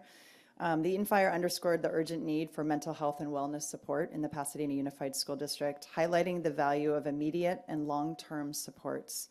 We are deeply grateful to the Swiss teams for their service, PEF, the Los Angeles County of Education, Young and Healthy, and statewide partners for their steadfast partnership during this critical time for our school district. This experience connected us to each other and to the broader state and county mental resources, and we are especially thankful to all of the counselors for their surrounding us with love and care. We definitely feel love and support. We embraced tangible SEL supports. For example, I'm going to pass that around because you do need to give it a hug. It's called a Cuddle Bear. They are going to be gifts that are going to 2 of our schools. I'm sorry, all of our schools are getting 2 bears. They are therapy bears, and one will be in the principal's office and one will be with our RTI wellness teachers. We also had the great privilege of Christina Damari, who is a therapist and author who created a therapeutic SEL coloring book just for the Eaton Fire and Palisades students. They arrived on Monday, and for free of charge, our Los Angeles County of Education reprinted every single one of them. All of our kids in K-8 will be receiving one. They are beautiful. They are in English and in Espanol, so we're really excited about this opportunity. And this artist also did the same type of work when the Lahaina fires happened. So privileged, and a shout out to just across oceans and across states of the support that PUSD is receiving. I also if you haven't had a moment to step outside of Dr. Blanco's office, over 33 states participated in a Kindest Act, which is an international affair. They sent notes. They sent thousands and thousands of pairs of socks, but the notes are beautiful and written by people who care about PUSD. A special thanks to our team and the Student Wellness and Support Services who have truly gone above and beyond for our students and our staff. We are hopeful that the results from the Panorama survey that Dr. Hill mentioned will also guide us and validate us in the steps forward. One final note, you have been receiving lots of notification and hopefully an approval for tonight for the Children and Youth Behavioral Health Initiative. Thank you. Thank you, Trustee Marshall McKenzie. You've been a huge champion for this work. We are pleased to say that we have received 50% of that funding, which is a $1 million grant that will begin working to support students and staff, and offering the chance to measure long-term impact of mental health well-being. And for the first time in the state of California, we will actually be able to bill and be reimbursed for services that we have never done before, creating a sustainable foundation to elevate our vital work with mental wellness and student well-being, because our students who are well are ready to learn. Thank you. Dr. Hill. Thanks, Dr. Reynoso. That actually really captures a lot of what I'm going to discuss on the next couple slides, which is really where do you culminate these academic outcomes and expectations alongside a holistic motivational experience for students. And we do strive to do that throughout the year, but we know that one of the benefits of having summer and different intersessions is that students feel like this is a camp of some sort, or that this is a smaller experience that we can engage in some creativity while we're also striving towards some academic intervention and enrichment. And so a huge kudos to Harmony Kano, our coordinator of expanded learning programs, and the various teams that she's been coordinating for our summer of empowerment and additional programs that are being offered to students this year. In a targeted way, we are making use of the time that we have in the summer and the very specialized funds that are also dedicated to that time to be able to offer, it's the bear. You guys, I'm watching the bear go through. Anyway, to be able to offer programs to kids that are engaging and also targeted for whatever their academic needs are. One that I want to highlight that she's been doing in collaboration with our CIPD team is the Power Up, a reading intervention that is by invite only to every single rising third grader that is eligible for this attention. And in addition, she has a significant number of summer camp programs that are being created in collaboration, as well as, for the first time ever, Team PUSD, in collaboration with all of our high school athletic directors and coaches, where they are creating bridge camps for students who are in anywhere as young as 5th grade through middle school, to come and spend a week at each of our high schools, rotating through a variety of athletic experiences. So they are getting connected to the school early and perhaps doing their own little preliminary tour of which high school they would like to enroll in, and meeting other students and coaches and teachers who already work there. So this was actually partially inspired by Trustee Fredericks and her ask to bring kids into our high schools earlier through our arts and sports programs. And I know we've done a significant amount of that in the arts, and we're trying to bring some parity in other areas as well. Additionally, I wanted to show you that this slide was actually done prior to the spring break, and at that time we had 1,100 students already enrolled, and Ms. Kano let me know that we're now at 1,400. And enrollment, I think, is possibly still open. It is still open for Team PUSD for sure, and I think closing shortly for the summer camps.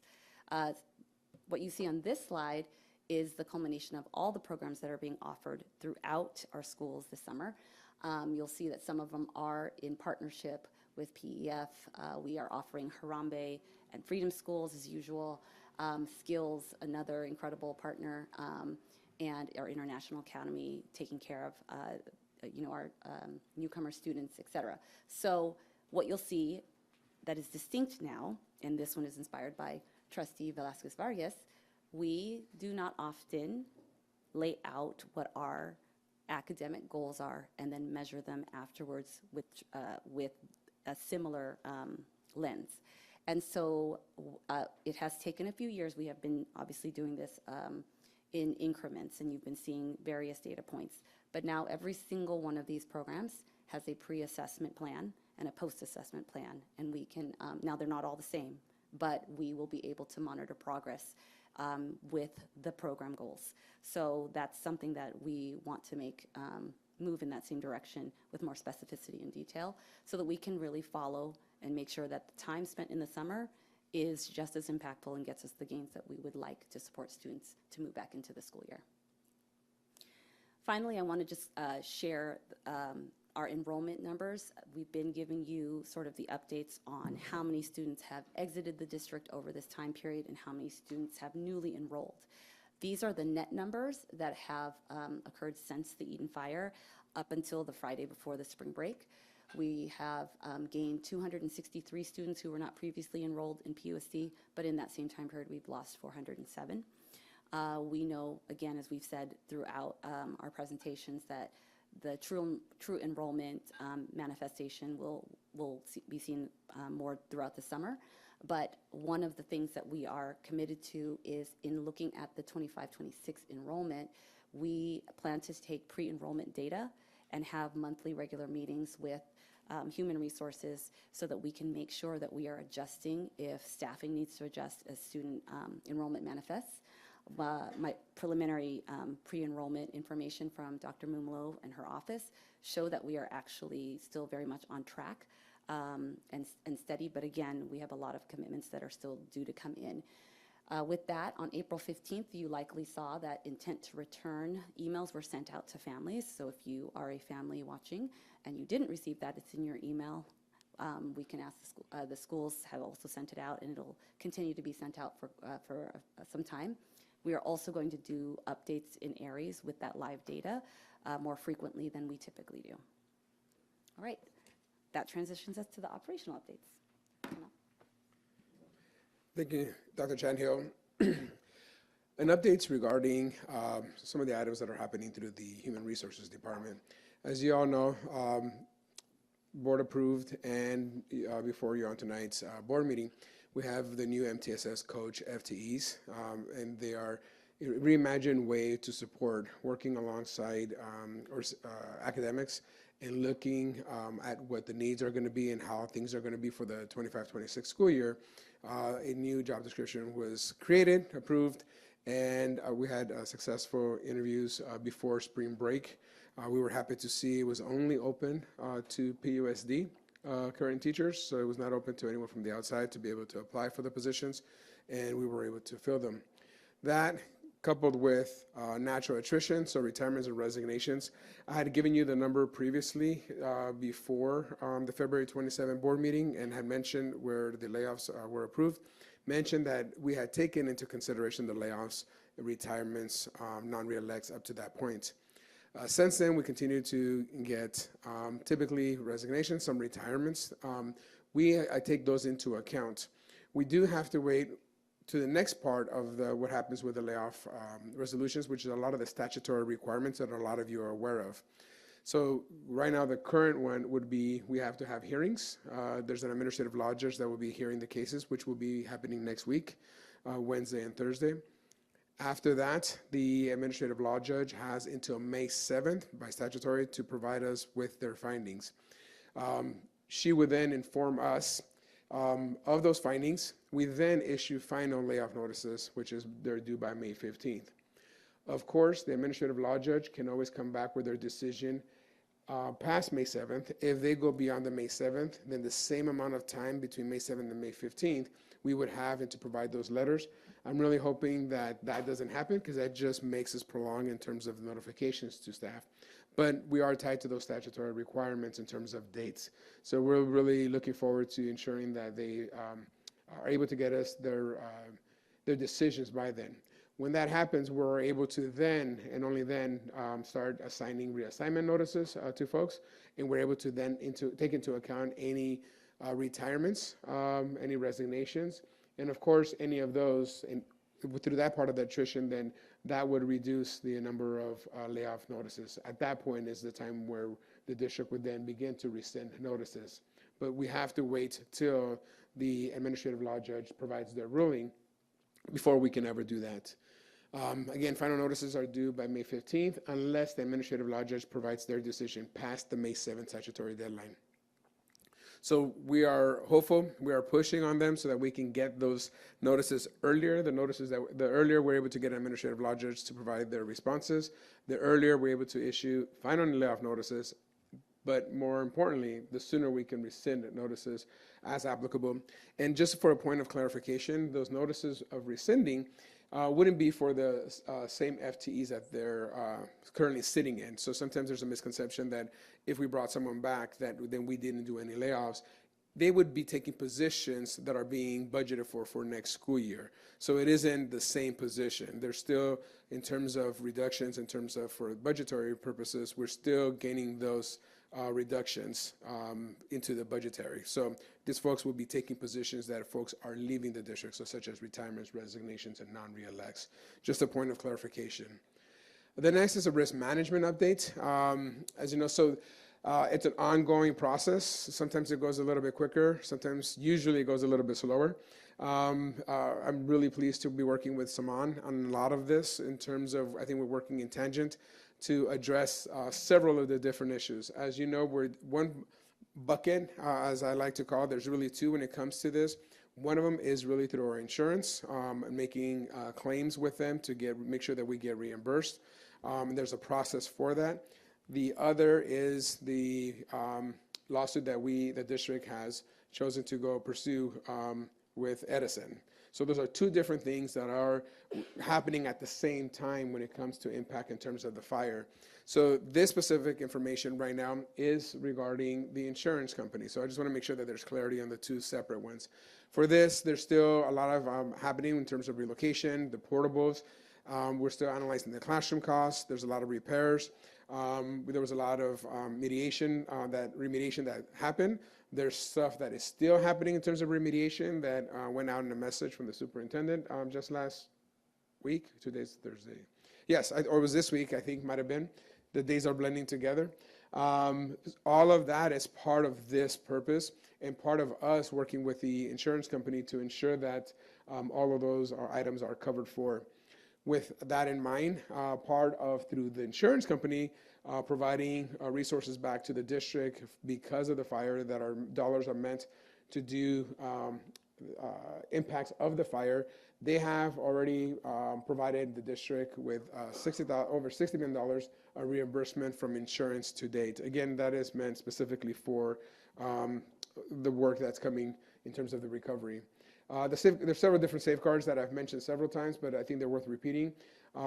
Counsel, forensic accountants to protect the district's interests, ensuring that informed decisions are made to preserve the rights under the insurance policy. And I gave the analogy last time where, and through insurance, just like very much homeowners insurance and car insurance, there's different buckets where we can categorize or reimbursements, but they do have limits. So what we do is we maximize the limit of each of those so that we're able to maximize the dollars that we're reimbursed. But just as we have a forensic accountants and legal counsel, obviously so do the insurance, right? So they have their own forensic analysis, looking through the invoices and making sure they account for every dollar. And last, the restoration and the rebuild, planning with structural architects and engineers about the best path forward. That's still an ongoing process, but as you know, there was still a lot of remediation that is still ongoing, that is still happening. So that's just a little bit of updates. We'll continue to update you as information comes through and as Saman and I continue to work and navigate through this process. Next up, I believe, is Mr. Saman.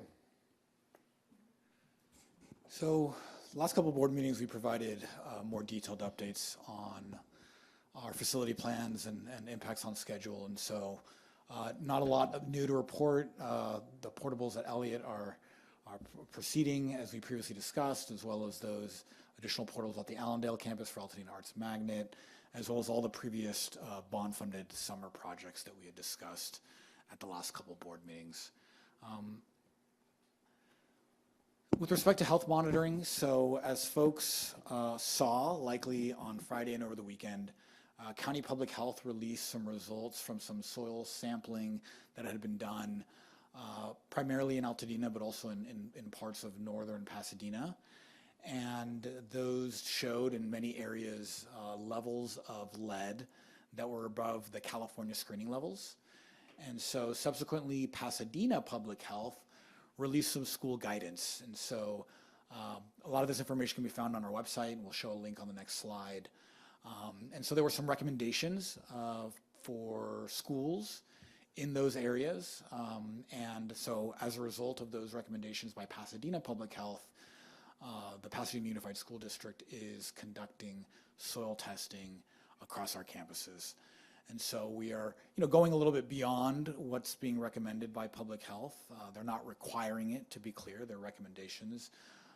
But in the interest of, giving comfort to the public about the safety of our schools, as well as to do any remediation that might be necessary as a result of those tests, we are going to do those across all of our campuses. So something I just want to point out is that the results of the county public health tests do not indicate any imminent harm to our students at any of our campuses, nor do they indicate any harm from having attended school over the last couple months.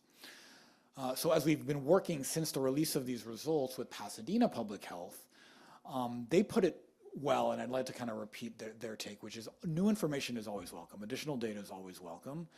And sometimes that new data either tells us that things are fine, or it tells us that more investigation is necessary. And this is in that category. This is in the category of, it's not that there's any imminent harm to our students or to members of the public that are living in these communities, but it does warrant additional assessment and evaluation, and that's what we're doing.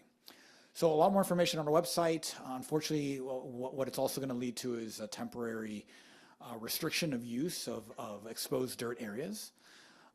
Again, this is being done in an abundance of caution, but as soon as we get those results from our own soil testing, we will be able to make those exposed dirt areas available again for use by our students and staff. But for the time being, until we get those test results, those exposed dirt areas are going to be restricted. All right, next are for communication.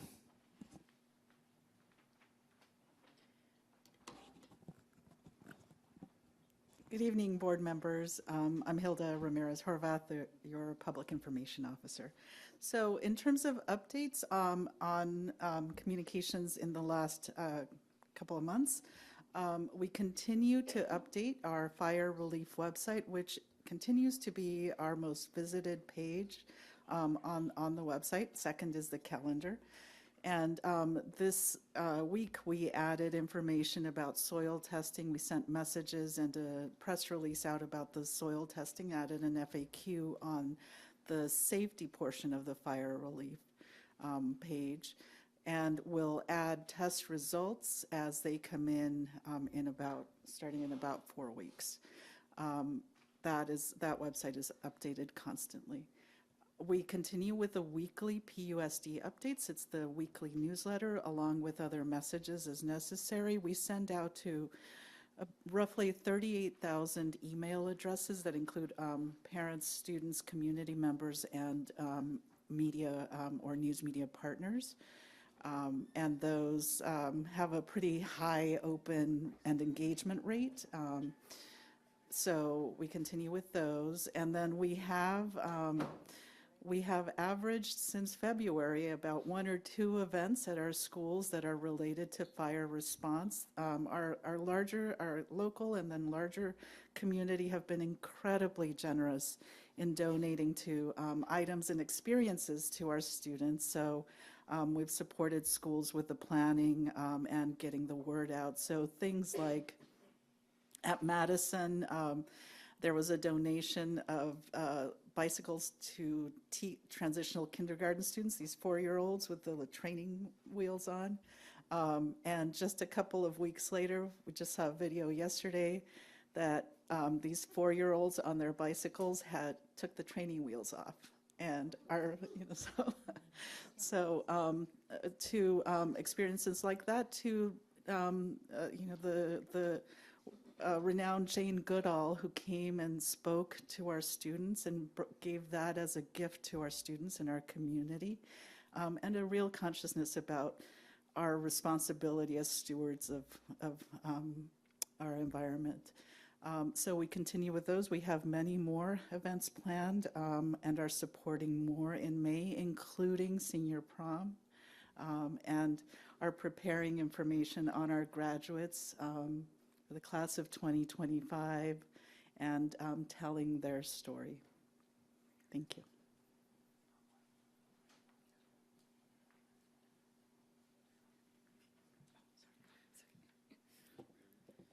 That concludes our presentation, and we're here for questions. Thank you very much. That was really interesting. Do we have any questions from the board trustees? Ms. Kenny? I had a question. You, on your data slide at the very beginning, and you talked about satellite data and the CASP, and I know we received a memo about it. I wanted to clarify something that's kind of in relationship to the enrollment numbers. Back in the day, my understanding was while every student who's with us will take the CASP state test, for our dashboard system, will only students count who have been with us continuously since norm day be calculated into our dashboard? And the reason I ask is because on that enrollment slide, there's been so much movement, both coming and going. I wonder how different those numbers of eligible students will be this year. We actually will follow up with that. That's a good point. All right, because it made me kind of think about, new students will be here, but they won't, at least the way that it used to work. That's right. And also we have had, the CDE did give us fire-affected districts, did have some adjustments that they shared. We'll check and see what that status would be. Okay. And then on enrollment, so you said the intent to return, that will be going to all students at all schools? It should have gone out on Tuesday. So yes, intended, anybody who's currently enrolled in our system would have received it. And is that something new, or have we done that in the past? And because we do it annually. This year it did go out a little later because we are actually hoping that this allows families to have a better sense of where they are. So. On a typical year, maybe not this year, do we get a pretty good response to that? I can ask Dr. Mumolo. Her office can give me the data. Because I'm wondering if, we get 80%, or if it's lower than that. So just wondering. What's helpful is that we do have, this one typically has a higher return response rate than our surveys, our general surveys, apologies, because the schools do work pretty hard to get those numbers. It helps them with their enrollment and staffing projections. Yeah. And then you may not have this information tonight, but it would be great to understand how open enrollment is going so far, especially maybe compared to prior years. And so this will be the first year that TK is fully at every single elementary school. Okay. Well, but I mean, it's every month in the year. Everyone's eligible now, right? This is the first time. But as I was thinking about this, I was like, but I wonder of entry grades, TK and kinder, if we'll be more affected by losing families from the Altadena area. So people may have stayed for senior year.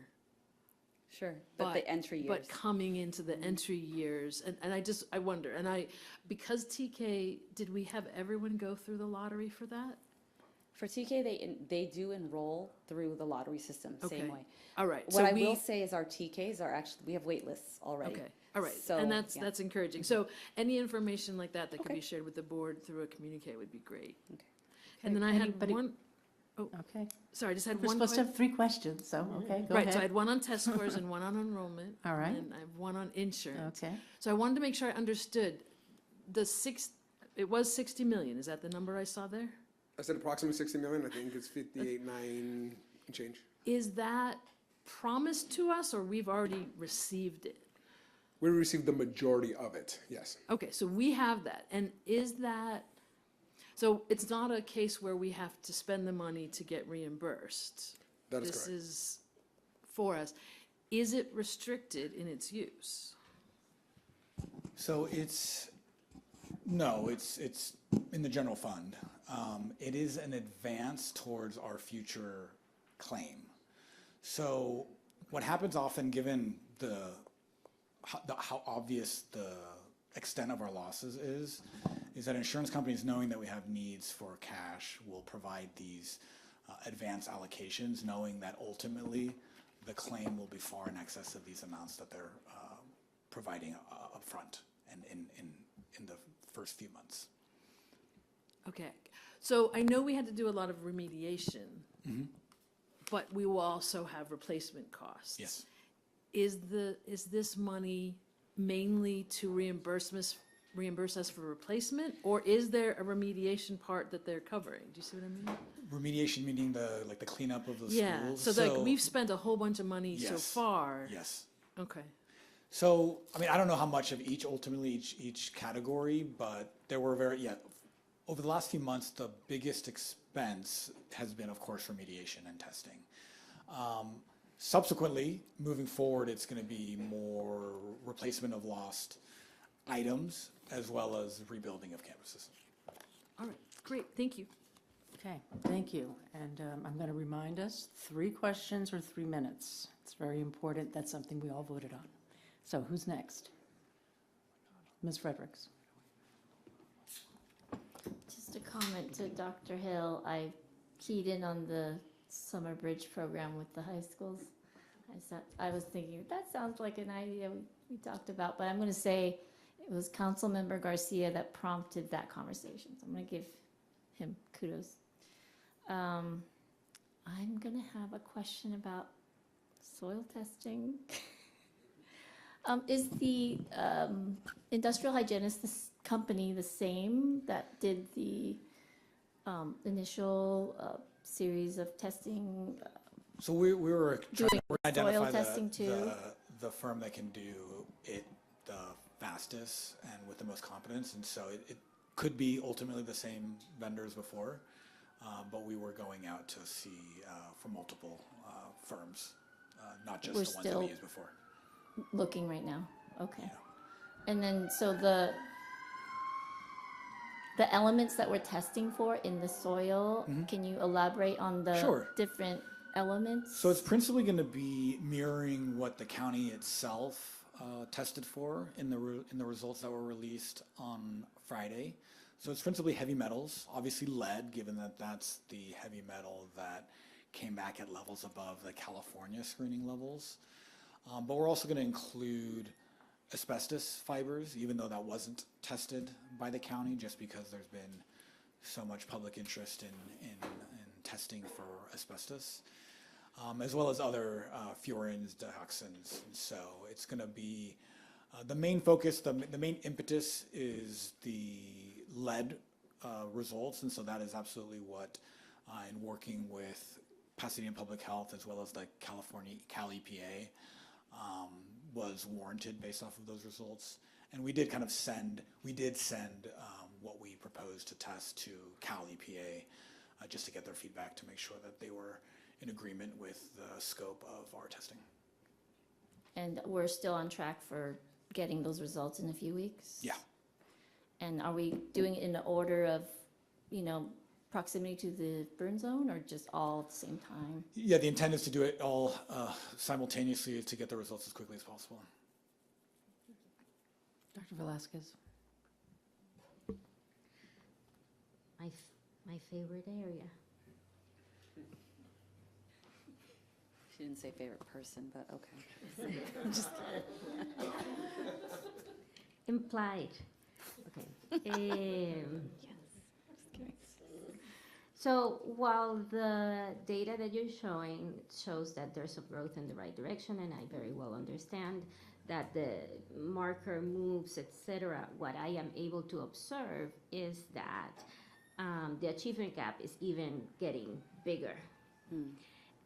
So the students that are already performing at higher levels are accelerating at great levels, and the progress in the ones that need the most assistance. So we're growing the divide in this district. And so I'm really concerned about this. And I want to know what specific instructional practices are being used in the classrooms to address these gaps and how we're measuring their effectiveness in real time. Also, this year, our COVID kinder to first is moving to middle school. And I am not clear that a significant effort has been made to address that particular cohort that is coming with significant delays. And as you said, the progress once they move to middle school is going to be slower. So this is like a generational damage that we're doing to this class. And so that there's no issues, I'm going to ask everything, so keep taking notes. The district references reassignments and coaching positions, but I really want to know, do we have any evidence that the interventions are not just a compliant framework and we are producing measurable gains? The interventions with the coaches? Yes. Sorry. Okay, so I'll start with the first one. I think that is actually our shared concern as well. We know that when you are if you are stronger in a particular subject area, your rate of growth can be faster. We would love to see double-digit decreases in those who are already behind. And so that's an area where we're looking forward to the disaggregation, because we also want to see not just how this is manifesting in the bands, but with whom. So one of the things that we know is contributing to the growth is that middle band, the one grade level below, tends to be easier to move because they have some foundational knowledge and you can shift. We do, I think, put together some expectations around intervention for those furthest behind, and that band in the middle is where we sort of shifted some of our attention this year because they were not growing at that same rate when they could grow at a higher rate. So that's something that is, I think, an attribution to current instructional focus. But where we really do struggle with those 2 and 3 grade levels or more behind is having that intensive intervention. And so the framework of MTSS that you've been hearing about for the last year and more is something that we are really looking into to implement, not just with fidelity, but to implement, period, and then with fidelity, because we are finding that a difficult area is identification of who and an identification of what the service is. So this actually connects to the third question that you had, which is around, we now have coaches that are designated for MTSS, multi-tiered systems of support. It's not intended just to look at a connection between their academic, their behavioral, and their social emotional wellness, but to say that all of those things work in tandem so that they achieve. And so helping folks to understand that all of these things are important is step one. I think we are moving in that right direction. Next, we need to work at what does it look like to do first instruction? What does it look like to make a distinction between additional support? And then really for those students, what does an intensive support look like? How is it different? So some of that is dosage time, but a lot of it is actual practice. And so that is an area that we have to work in collaboration with special education, others, et cetera, to make sure that we make happen. But it's not an area that we currently provide as many resources. So I want to be blunt, because my concern is that, you know, and I know that you are the recipients of my pressure as well, but my concern is that in the quest for improving some numbers, you know, our actions are also pushing those results, right?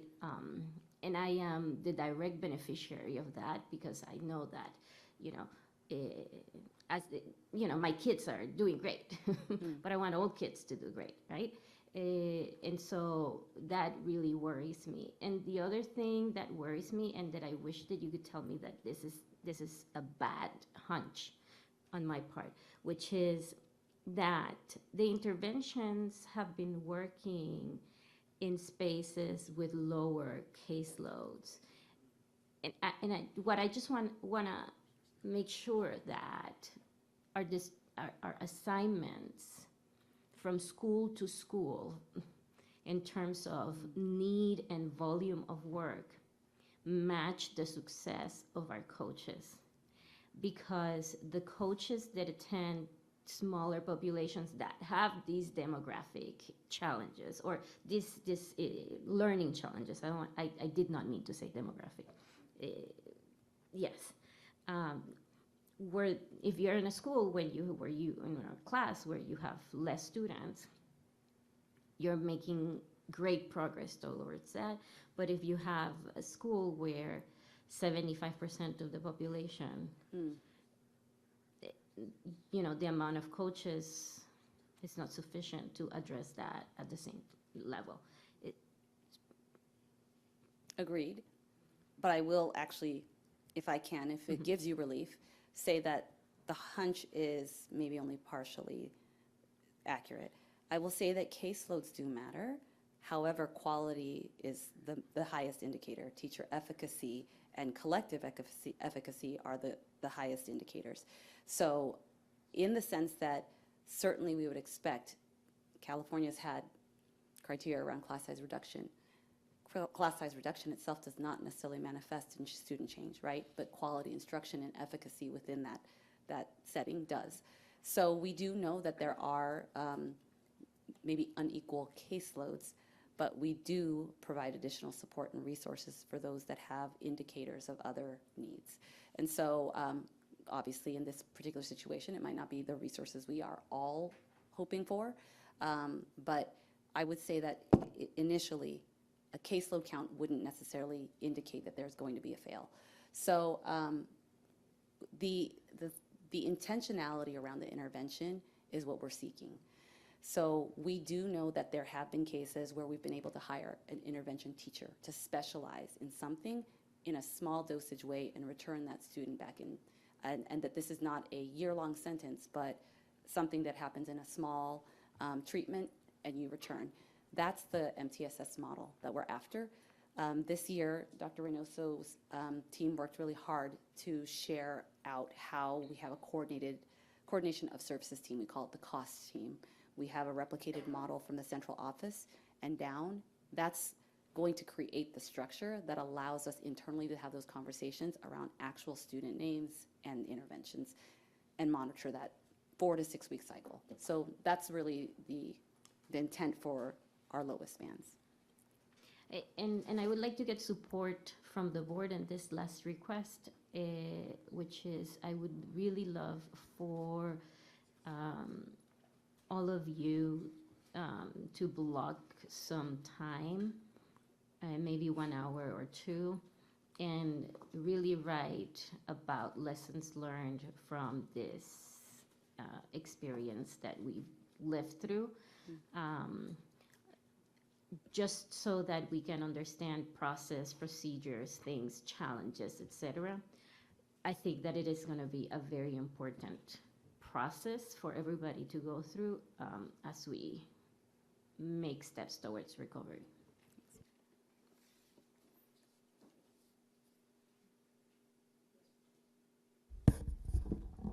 I have 2 what I think are going to be quick questions.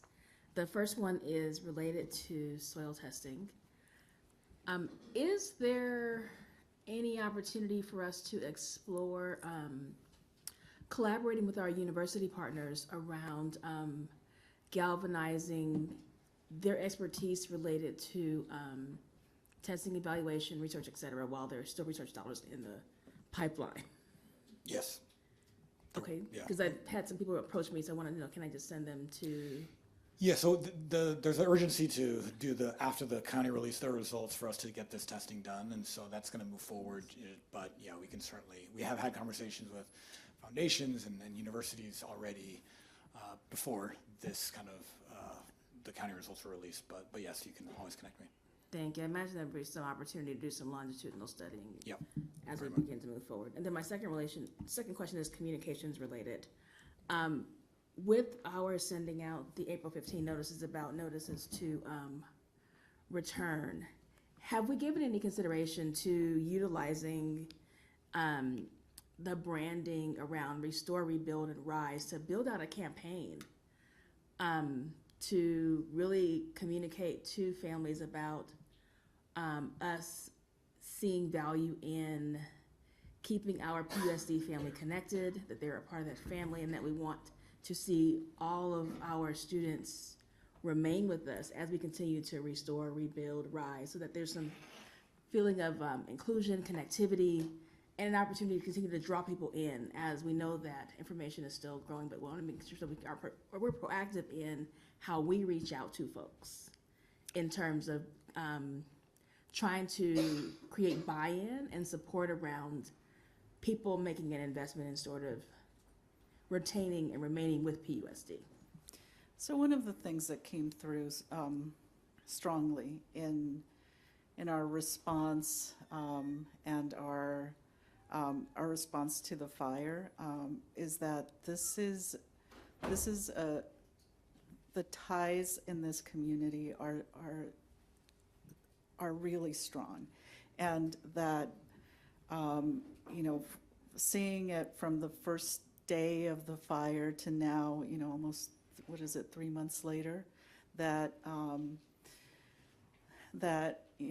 we've been through a lot in the last few months, but what I see in my colleagues and what I see with the students and their youth-led conference, and with the faculty and the staff, is that there is a real determination that,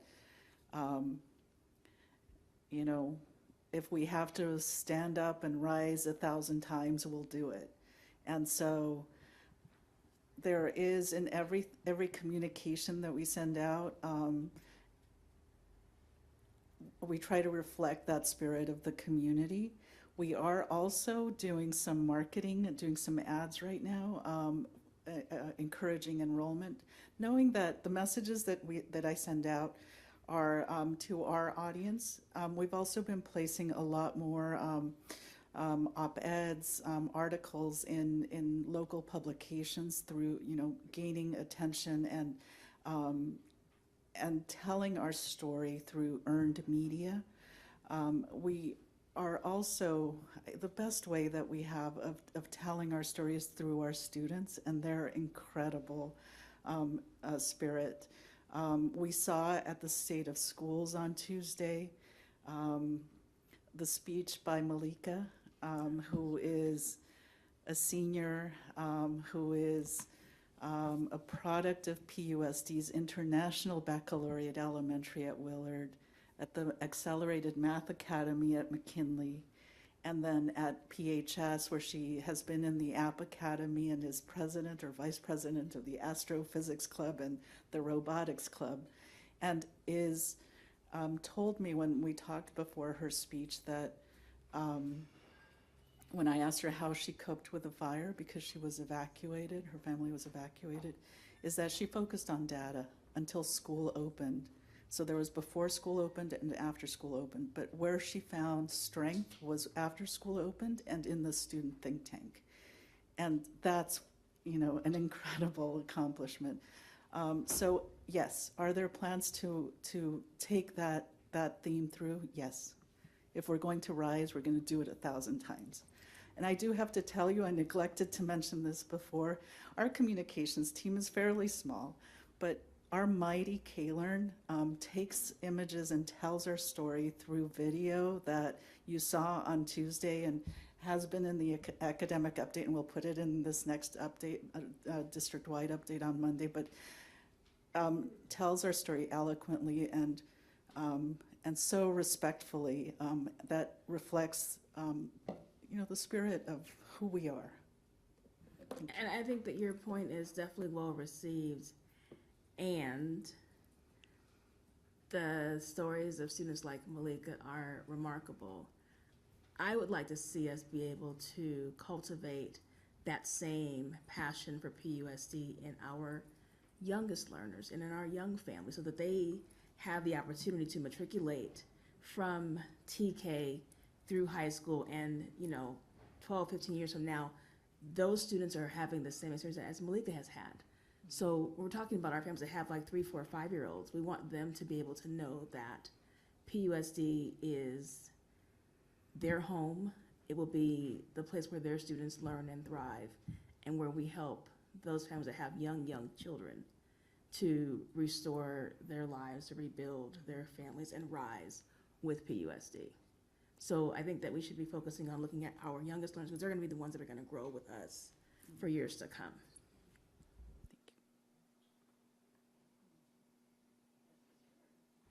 Just wanted to zero in on the summer expanded learning opportunities, specifically the Pan-African immersive summer program. So that I'm excited about that.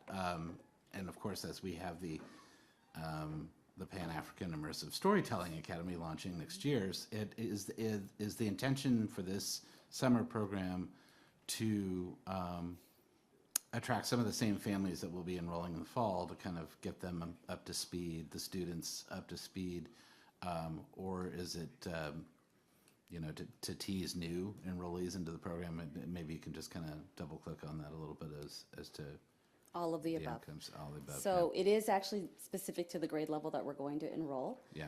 So it will be a precursor for some and perhaps an enticement for others. But thank you for drawing attention to that. With everything else happening, this was a very exciting project that began with our Black Student Family Task Force, where we are able to create a very specific Pan-African immersive storytelling academy that's based on innovative technology that would really garner them skill sets that are productive and applicative in life. It is a very STEM-based type of academy, but also that storytelling aspect is how do you utilize media, how do you utilize technology to tell stories, such as, a trustee Marshall McKenzie even described, how could we leverage these tools? This summer would allow them to have exposure into some of that in a small project-based way. It's been completed in collaboration. Our project manager at the central office is Dr. Nadir Anayo, so it's a curriculum-based program. She and Dr. Shannon Malone have been working heavily with Dr. Tolliver over at McKinley to make sure that this is something that connects everyone to the school community early on, whether you're enrolled or not. And we actually already know that there are double-digit enrollees already for that 6th grade class, so the summer program can take a few more. So at the end of that program, if a not already enrolled child says, this is incredible, I want to keep doing this, that we can Our Office flexibly. of Enrollment has worked with families individually to make sure they can get Perfect. to where they want to be. Awesome. Thank you. Ms. Bailey. Yeah, I just want to thank the team. This is great work, and I'm really enjoying this discussion. But I need to back us up to a comment that my colleague, Dr. Velasquez, made. I kind of feel like you left us hanging. You made a comment that you needed the support from your colleagues, and then you said something about writing up this experience or lessons learned. I'm not sure if you were referring to your colleagues or just to staff or to everyone. And if you were referring to staff, I do have a concern about that. So could you clarify who you were? Yeah, I think that we've experienced I just need to know who you're referring to. the staff. Okay. So my concern about that is, this has been a really tragic period of time, and having to continuously replay over and over in your mind what you've experienced and how you have experienced it can create more damage. Writing is not therapy for everyone. And not only that, I don't think that it is our role to ask staff to do something like that. And so I just have a concern about that. I think our protocols kind of address the fact that we're not supposed to put that type of work or extra work on staff. Correct. So that's just my concern. And even when you said it, I was like, oh my God, I don't even want to think about it. Because we're living it. We're living it. And for me, maybe a year or two from now, I'll be able to take pen to paper and write about it. But right now, that would not be therapy for me. That would probably create more trauma for me. All right, thank you. I was not suggesting that they relive the experience, but they all have very busy schedules, and if we allowed the openness to think about this, with time, there's a lot of details that are get lost, and I know that we have to navigate something in between. But what I meant is technical things like an increase in logmanship, or an increase on, or paying attention to like how this particular material responded to this other material. So what I envisioned was something very technical, that if you don't purposely carve out the time to try to figure out some notes, it's all we're gonna move on. But Yeah, that's premature without knowing their process already, especially in having to create this data and bring this data forward. And they constantly talked about how, things like COVID and the fires have impacted the students and the families in the district as a whole. So I think a lot of what maybe you're trying to get them to do moving forward has probably already been done, and it's in the details. If you want more, you can maybe ask another way, but I don't want to get in the habit of us giving them assignments to do outside of the work that they already have to do day to day. And they're already pulling extra heavy loads by, the extra meetings in the evenings, the community meetings, just everything that the district is involved in to keep the community updated, to keep our students, being led in the classroom. There's a lot that's going on. So I just don't think that's a part of the work that we need to be dictating to the staff to do. Okay, thank you. We're going to move on. Nope, we're not doing that anymore. We're moving on. Thank you very much. Okay, so now we're moving on to K, action items. Number 1, recommendation for expulsion, student ID 942836. I would like to make a motion to not accept recommendation for expulsion. Do I have a second? Second. All in favor? Oh, student board member. Oh, that just seems so, no, she can't. Sorry. All right, all in favor? No one, not to accept the recommendation. Okay, no abstentions. All right. Okay, what everybody's been waiting for. Number 2, approval of change of school name John Marshall Fundamental to Thurgood Marshall Secondary School. I move approval. I second. Give us what you got. Sounds great.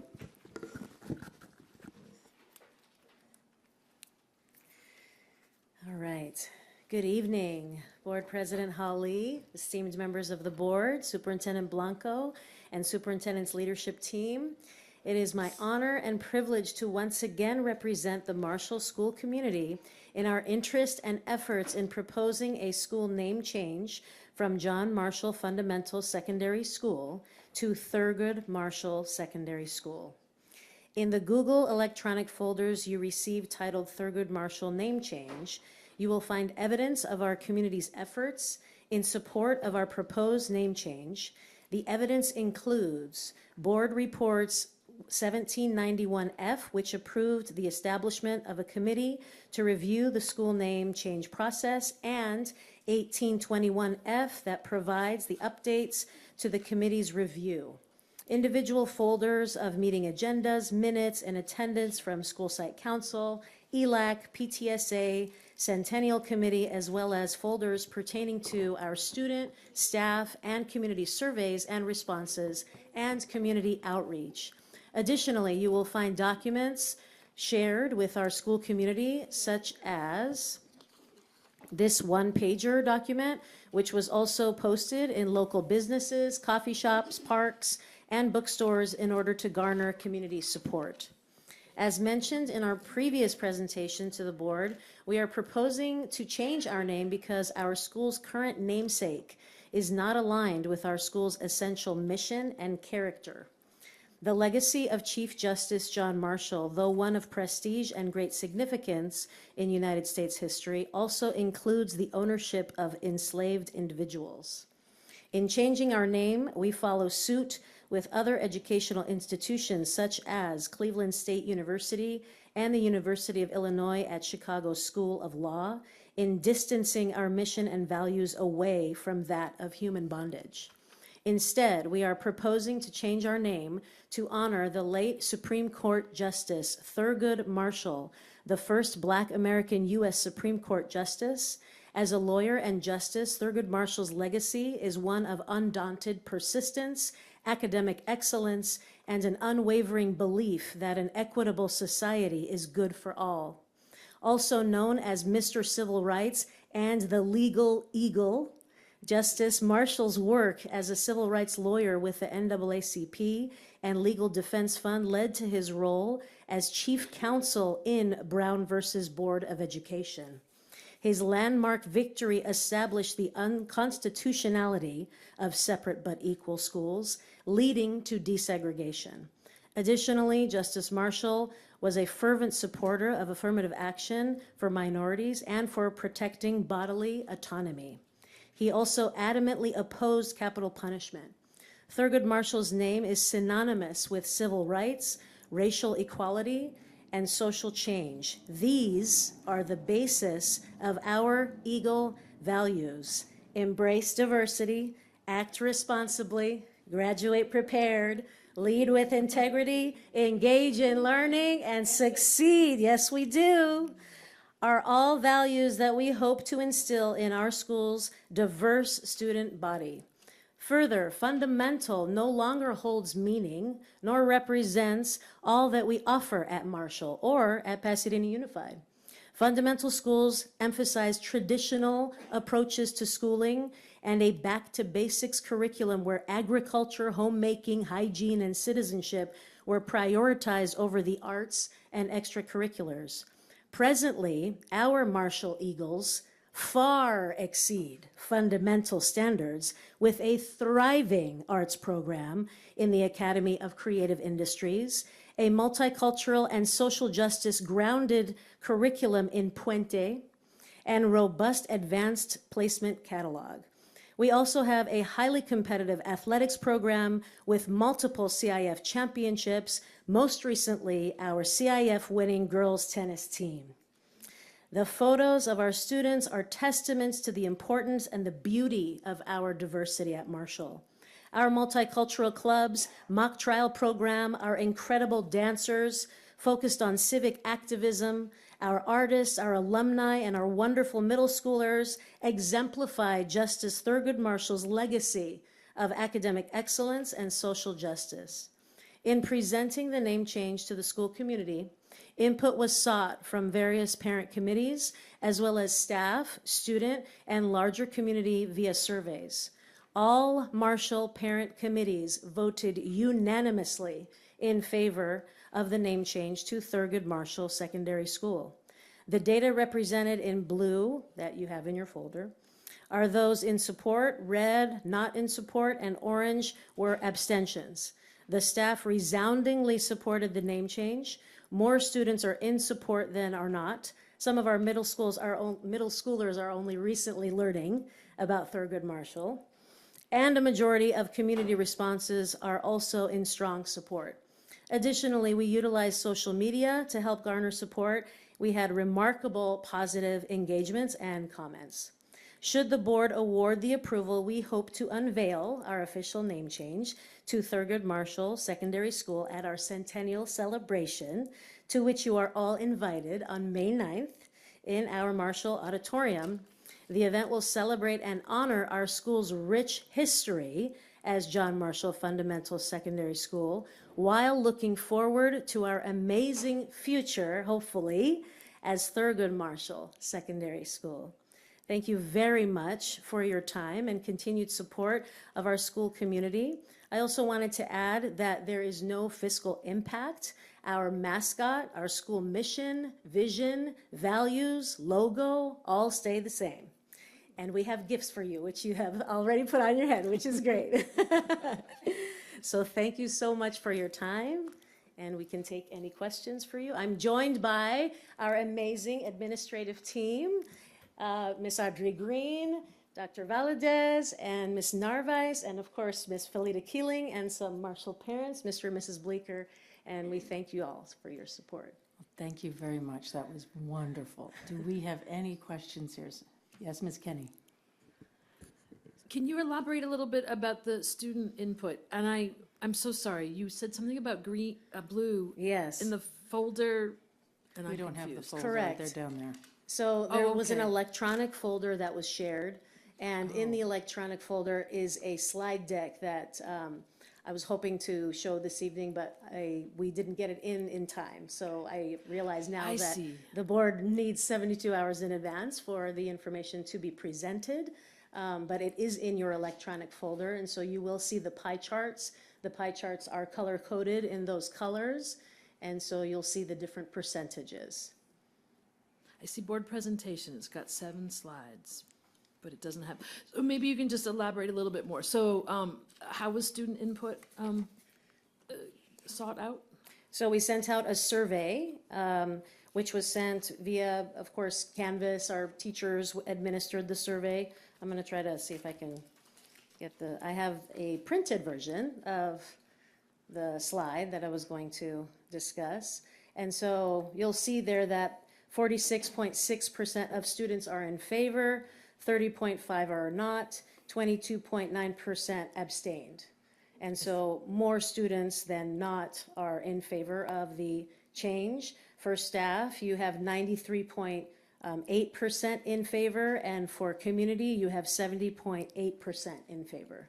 Great, I'm so sorry, I found it, there's That's actually okay. 2 different presentations there, one with Oh. 7 slides and one with 8. But Okay. the one with 8 has that slide. Okay, So you great. said the blue is the in favor, the Correct. red against, and the orange is abstain. Right. Wonderful, And we thank did you. realize that some of our students are just recently learning who Thurgood Marshall is, and a couple of comments like, who's Thurgood Marshall again? And that's okay.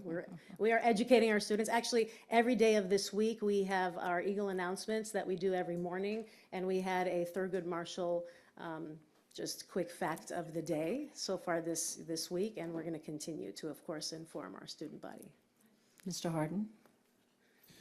Well, just as much as I'm proud that Marshall's taking the name of such an amazing historical leader, I also really appreciate the fact that fundamental is being dropped from the name, because those who know, the troubled history of racism and classism and systemic inequality in this community know what fundamental really meant. Right. And so I'm happy that we're taking that step to remove that coded word from the school's name. So thank you. Thank you so much, Mr. Harden. Ms. Chi? I just wanted to say I'm so excited for you guys for this huge change. Excuse me, sorry. That's okay. The Student Assembly feels that this change reflects diversity and equity and inclusion and aligns with the school's mission and also the district's mission, especially in a time where DEI erasure is so present and our equity is at risk. Right. I don't think anyone should question whether or not students want this change or not, because at our voting meeting where we met with all of our student representatives from each campus, it was a resounding yes. It is That's actually great. the only action item where I have the records of all of the votes right here. Oh my gosh, that's where wonderful. there are actually exclamation marks next to the yeses, Oh. and as I quote, yas, with like 10 S's. Okay. That's great. But honoring Thurgood Marshall better represents the values of both the school and our district, so Thank you so much. Thank you for letting us know that. Thank you for sharing. Thank you. Anybody else on this one? Okay, look, that was Ms. Fredericks. I have to follow Trustee Chi. That's gonna be tough. So I was just wondering how long is this? I forgot the phrasing. How It's long been a has it long time coming? Yes, Yes. a long time coming. So how long was it from Yeah. the time that the community thought of this idea Right. and now until now? How long has that? Since last year, it actually came from staff, and we discussed it in staff meetings, and wanted to just move forward with coming up with, forming a committee, having the idea move forward, knowing that we had, of course, needed to gain support from all of our different community partners, from parents, from students, from everyone. As you all know, I'm former principal at Elliott, so I was familiar with just the name change process of making sure that you have community support. And so we did that. And every step of the way, we were getting a lot of just, positive feedback and reinforcement. And so we just think that it's what better occasion than our centennial celebration to honor the 100 years of John Marshall Fundamental and then embrace a new future with Thurgood Marshall Secondary School. And I will echo Trustee Chi that this cannot be a better time to be doing this. And I am very biased for this name change. I remember you telling me. Because at UC San Diego, Yes. there's 7 campuses, and I went to Thurgood Marshall That's awesome. campus, and the motto is that the student as a scholar and citizen, social responsibility and academic excellence are equally important. Oh, I love that. It's So, wonderful. so congratulations. Thank you. This is Thank you so amazing. much. Thank you. Thank you very much. It was wonderful. It is a fabulous thing to do, particularly now. Yes. His life went through so many so much. Right. Plessy versus Ferguson, Brown versus Board of Ed, and if only we had him now. But Yes. we've got him on your school, so that's Yes. fabulous. Oh, that's Thank you great. very much. Thank you. Oh, so now we have to vote, right? Yes, I Can't think forget so. that. All right, we have a motion and a second. No, Patrice. Thank you to the Marshall family for bringing this forward, and I look forward to celebrating your centennial. And is the name change going to be unveiled at the centennial? Will the signage be ready in time? Do we need to do anything to make sure? Miss Or- Green I'm has thinking about plans, that's for sure. Okay, so We do have some marketing materials already in the works, but of course, we are waiting for this evening to have the blessing of the board to move forward. So I'm thinking about the exterior name on the school signage.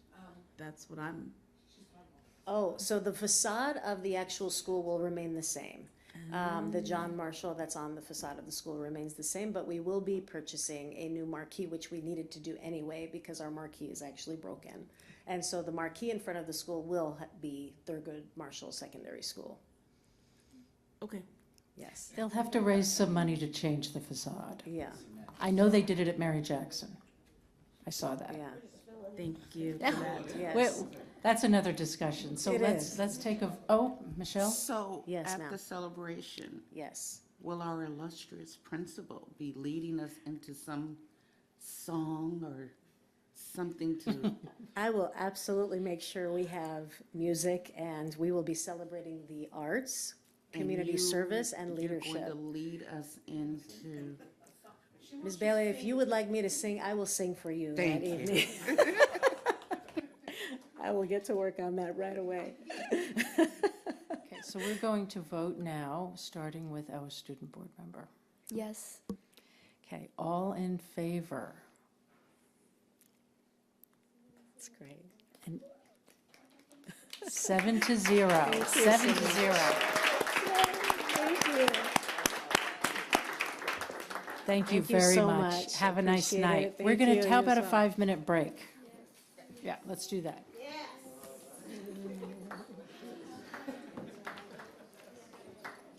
I need that, so I don't.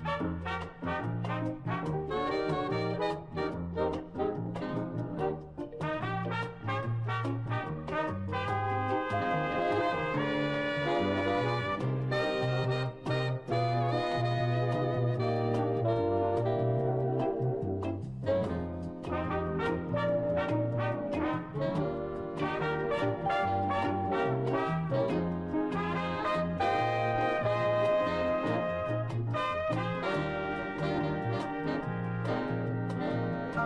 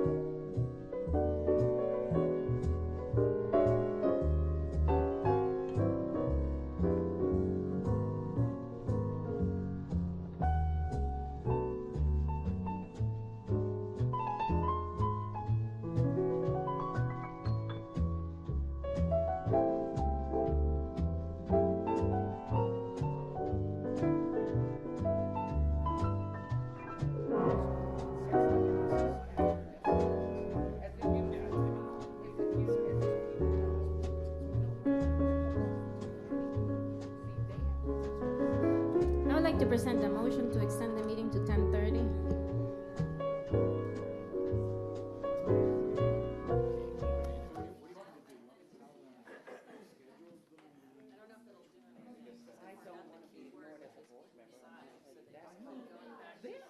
They were sick. Wayne wasn't there. Wayne Emmett was not there. But I am sure that someone said to them, Michelle wants somebody to take the minutes. No, Mike Dunning was there. Mike Dunning was there. He said, not Wednesday. She's not gonna be. Well, why is she here if she can't take the minutes? Why is she sitting here? John Robinson have been taking the minutes. I don't care. It's the right way to do it. When they start doing public records requests, what are we gonna do? We'll say that the community did it? No. Have a good night. Thank you.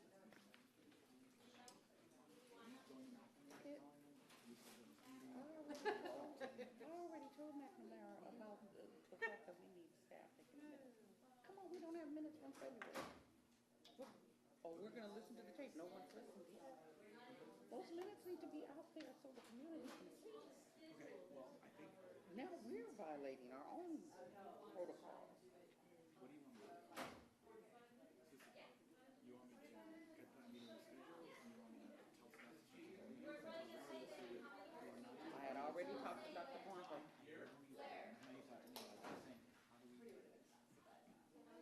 I've already told you what I want to see at the top. I want minutes official, I want them taken by staff, I want staff staffing that meeting because that's the way it's supposed to be. It's a Brown Act meeting. Okay. We are back. Motion to extend to 10:30. Second. All in favor? Oh, student board member. Yes. All in favor?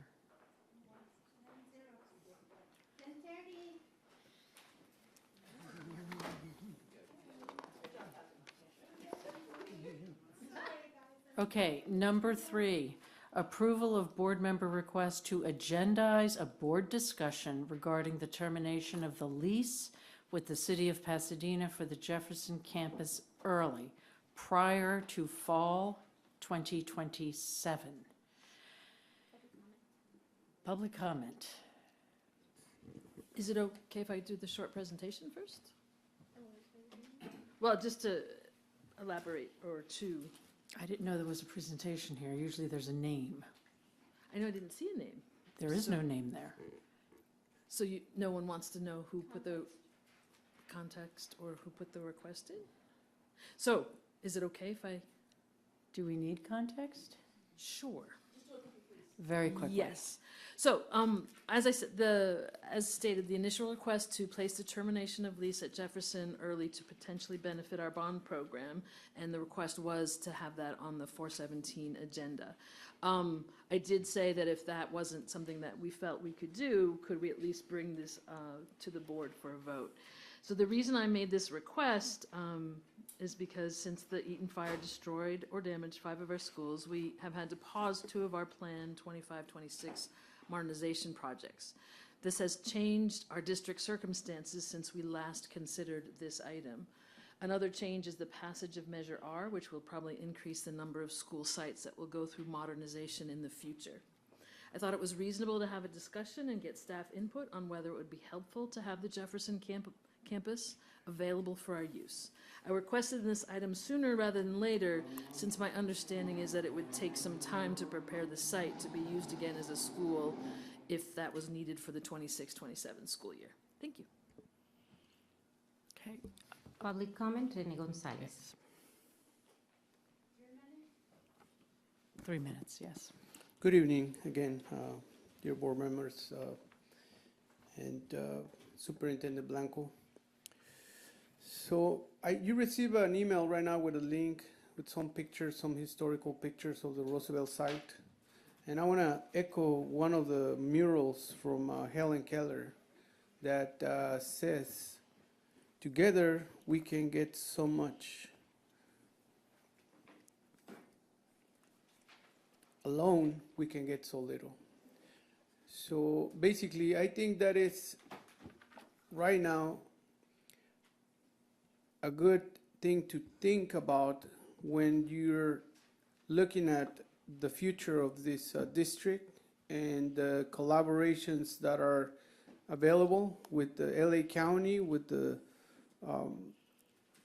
polytechnical careers, sustainable energy, your sites, your facility master plan that was created by a vendor hired by the previous administration or a consultant, DLR, and they were specifically directed to omit the Roosevelt history site and many other sites from the facilities master plan. So that ties your hands to your opportunities.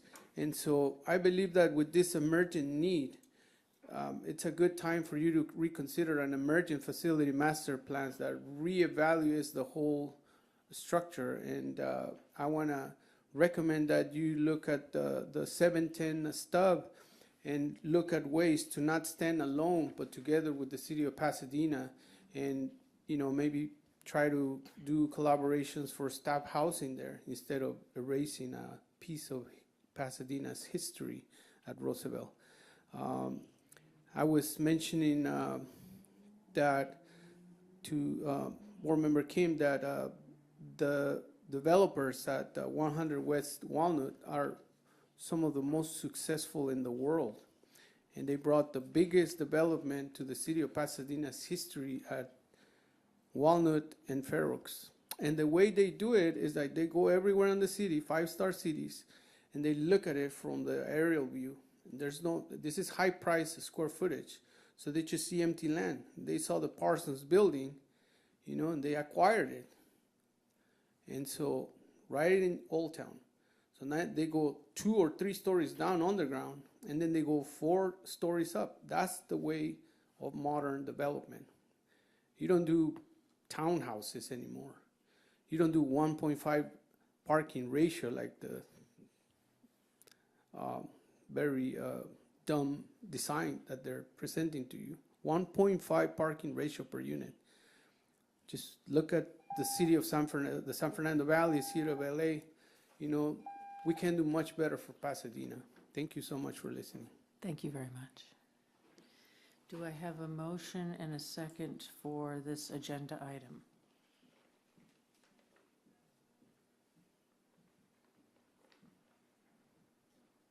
So moved. I'll second. Do we have conversation on this? This is about a discussion. Agendize the board discussion in the future. Conversation, yes, Ms. Fredericks? Yeah, I just want to reiterate, Trustee Kenny, basically major disaster affect our district, and there could be opportunities by looking at the Jefferson site, and it could be a win-win situation. Never know. So that's why I support this. Dr. Velasquez? Sorry. I want to raise a serious concern about our board governance practice. It is highly problematic for this body to continue to revisit decisions that have already been deliberated, voted, and settled. This repeated reopening of agenda items undermines the integrity of our decision-making process. Let's be honest. To repeatedly prioritize building over students is a misuse of this board's responsibility. And we must ask, who truly benefit from the continuous focus on brick-and-mortar decisions, and at what cost? When we spend hours rehashing decisions already made, we delay the urgently needed actions on literacy, math, proficiency, and student well-being, issues that disproportionately impact our Black and brown students. It becomes impossible to ignore that some communities may be using their proximity to power and even demographics of our most vulnerable students to advance facility agendas that do not serve learning outcomes. Just earlier today, we saw 70% of our students are below grade level in math. 60% are not reading at grade level. And yet, we continue to spend meeting after meeting relitigating real estate decisions. I want to directly address some of the concerns of the past. No one disputes that neighborhood schools matter. But if we're serious about equity, we must define it not as proximity, but as access to opportunity. A building within walking distance means little if the students inside of it are 2 and 3 grades behind. This board is constantly full of people advocating for buildings and empty when we are advocating for outcomes. The district has already committed to providing transportation solutions, including buses, to ensure access where proximity is a concern. That is the equitable solution. Ensuring access, not allowing facility policies to overshadow academic urgency. And let's be also clear, the Eaton fire is a tragedy and an emergency, and the district has moved swiftly to respond.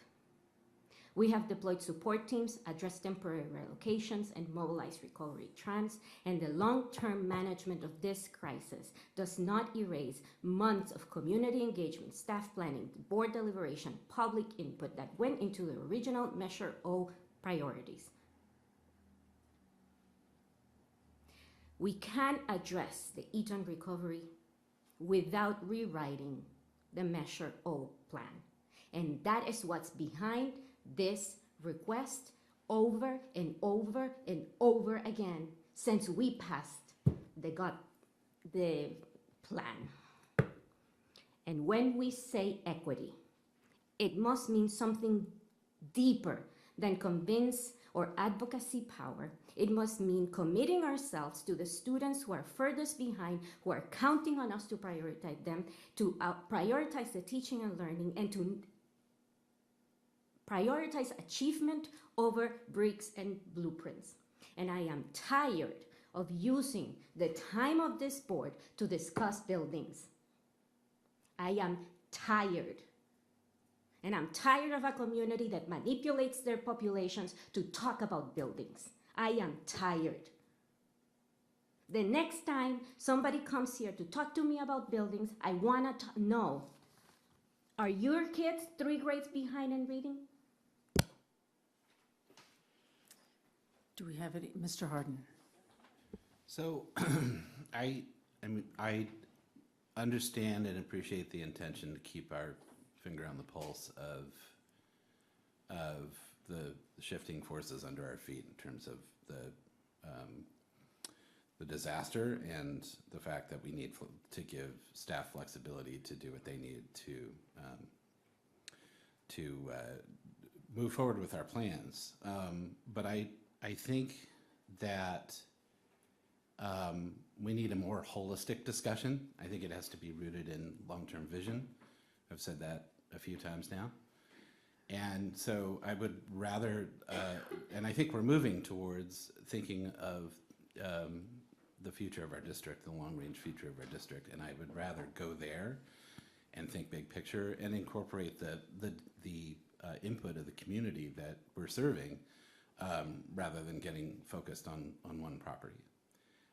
So I'm having trouble with this because I think we need to think broader than just something specific. Anybody else? Okay, student board member has a comment. Go ahead. I just wanted to give some context behind our decision and how we vote on this particular action item. So based off the information that was presented to us, we have almost unanimously voted in the same way, except for one student assembly member who had to abstain because she was a employee of the city.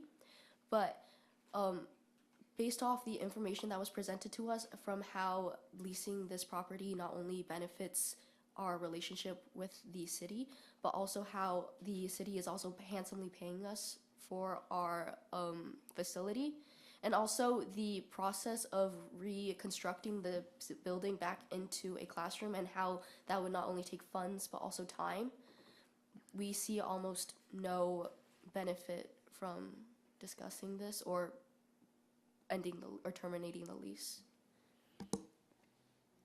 Anybody else here? Ms. McKenzie?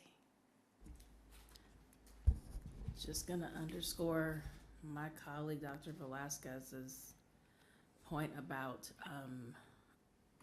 relitigating things that have already been decided, and that we are here to support students. And it seems as if we get caught up in the loudest voices who are in front of us versus the voices who are silent because there are more pressing issues in their lives that they have to attend to besides being able to have the privilege of being here to talk to us. People's absence sometimes from this body is not for lack of interest, lack of desire, or lack of ability, or lack of passion for issues that concern their community, their students, and their family. I think that we as policymakers and leaders have to think broader about whose voices matter, what voices influence our decision making, and what information we take in terms of how we process the issues that come before us. And I think that I'm not interested in being able to have a discussion about relitigating this issue. I think that if there is any discussion to be had, it is about being forward thinking about what our kind of broader range plan looks like in terms of how do we rebuild the campuses that were lost? How do we continue to ensure that the commitments that we made to campuses for modernization, how do we make sure that that schedule, while it may have to adjust a little bit, but how do we still honor those commitments to those schools and those communities for the upgrades that are going to promise greater academic opportunities in their school sites? So I'm committed to being a woman of my word. I'm committed to being a leader who hears all the voices, those that are loud and those that are not.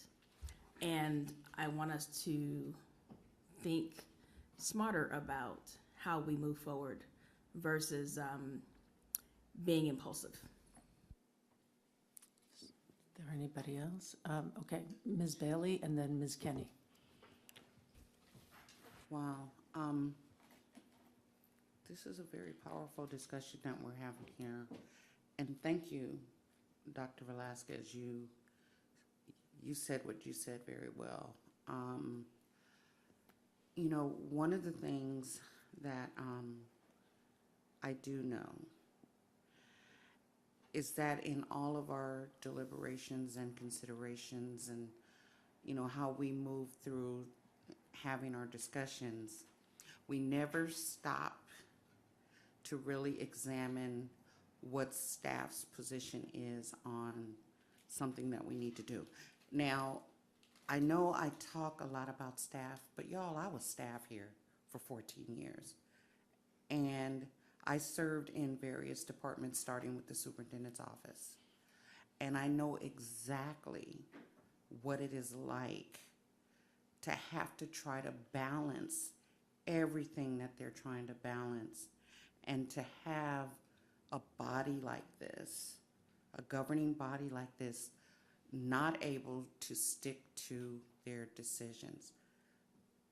I've been on the board now for 8 years, and we should be way further along on these kind of discussions than we are now.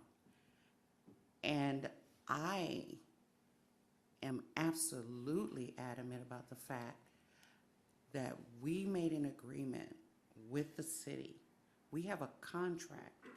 We voted to allow them to stay in that facility at least until the expiration of their contract. And as I think about this matter, and I'm hearing the plans that we're making for Altadena to stay in Allendale,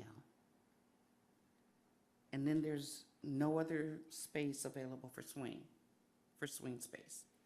So what does it mean that we just all of a sudden ask the city to relinquish their space?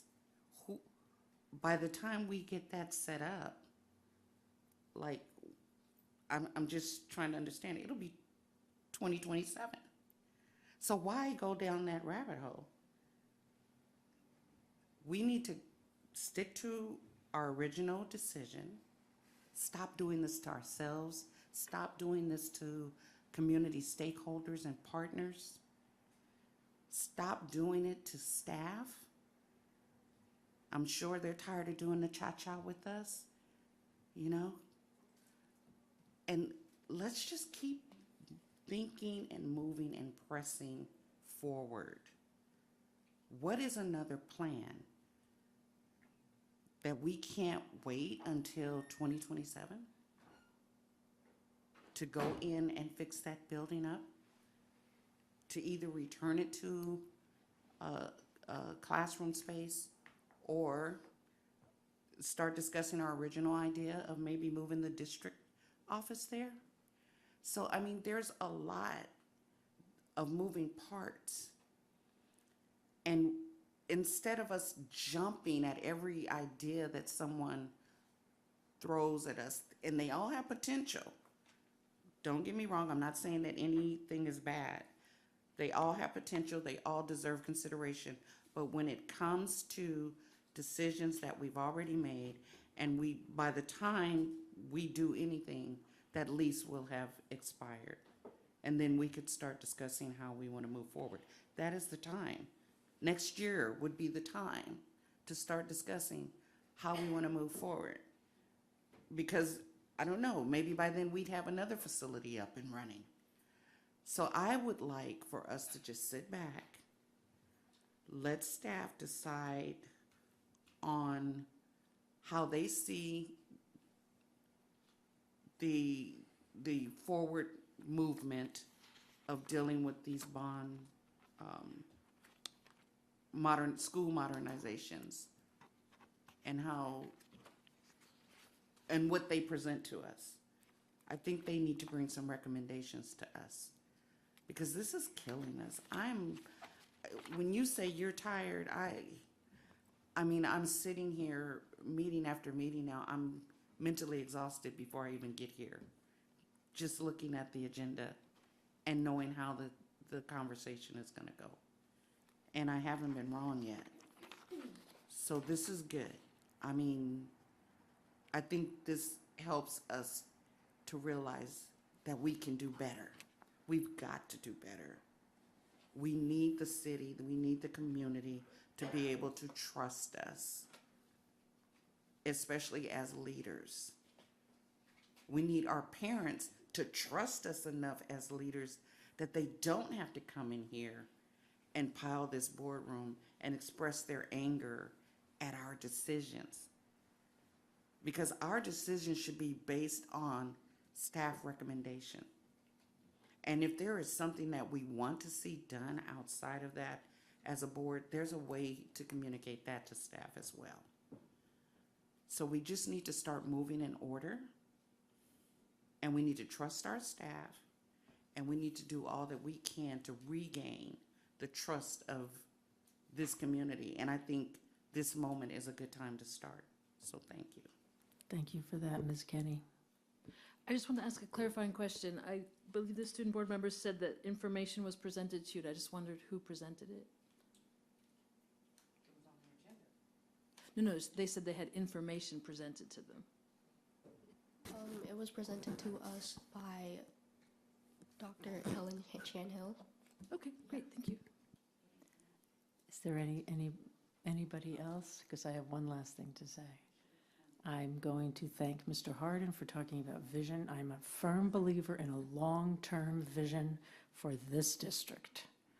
And I thank you for talking about that and bringing that up. It is absolutely necessary for the Pasadena Unified School District. So we have a motion and a second on the floor. We do. And now we're going to vote. Student board member. Clarify a question, sorry. Board member Bailey and I asked an additional question. When the student assembly meets prior to board meetings to have their collective vote, they invite individuals that they ask to answer questions. So I answer questions. There is no presentation. Okay, thank you. Okay.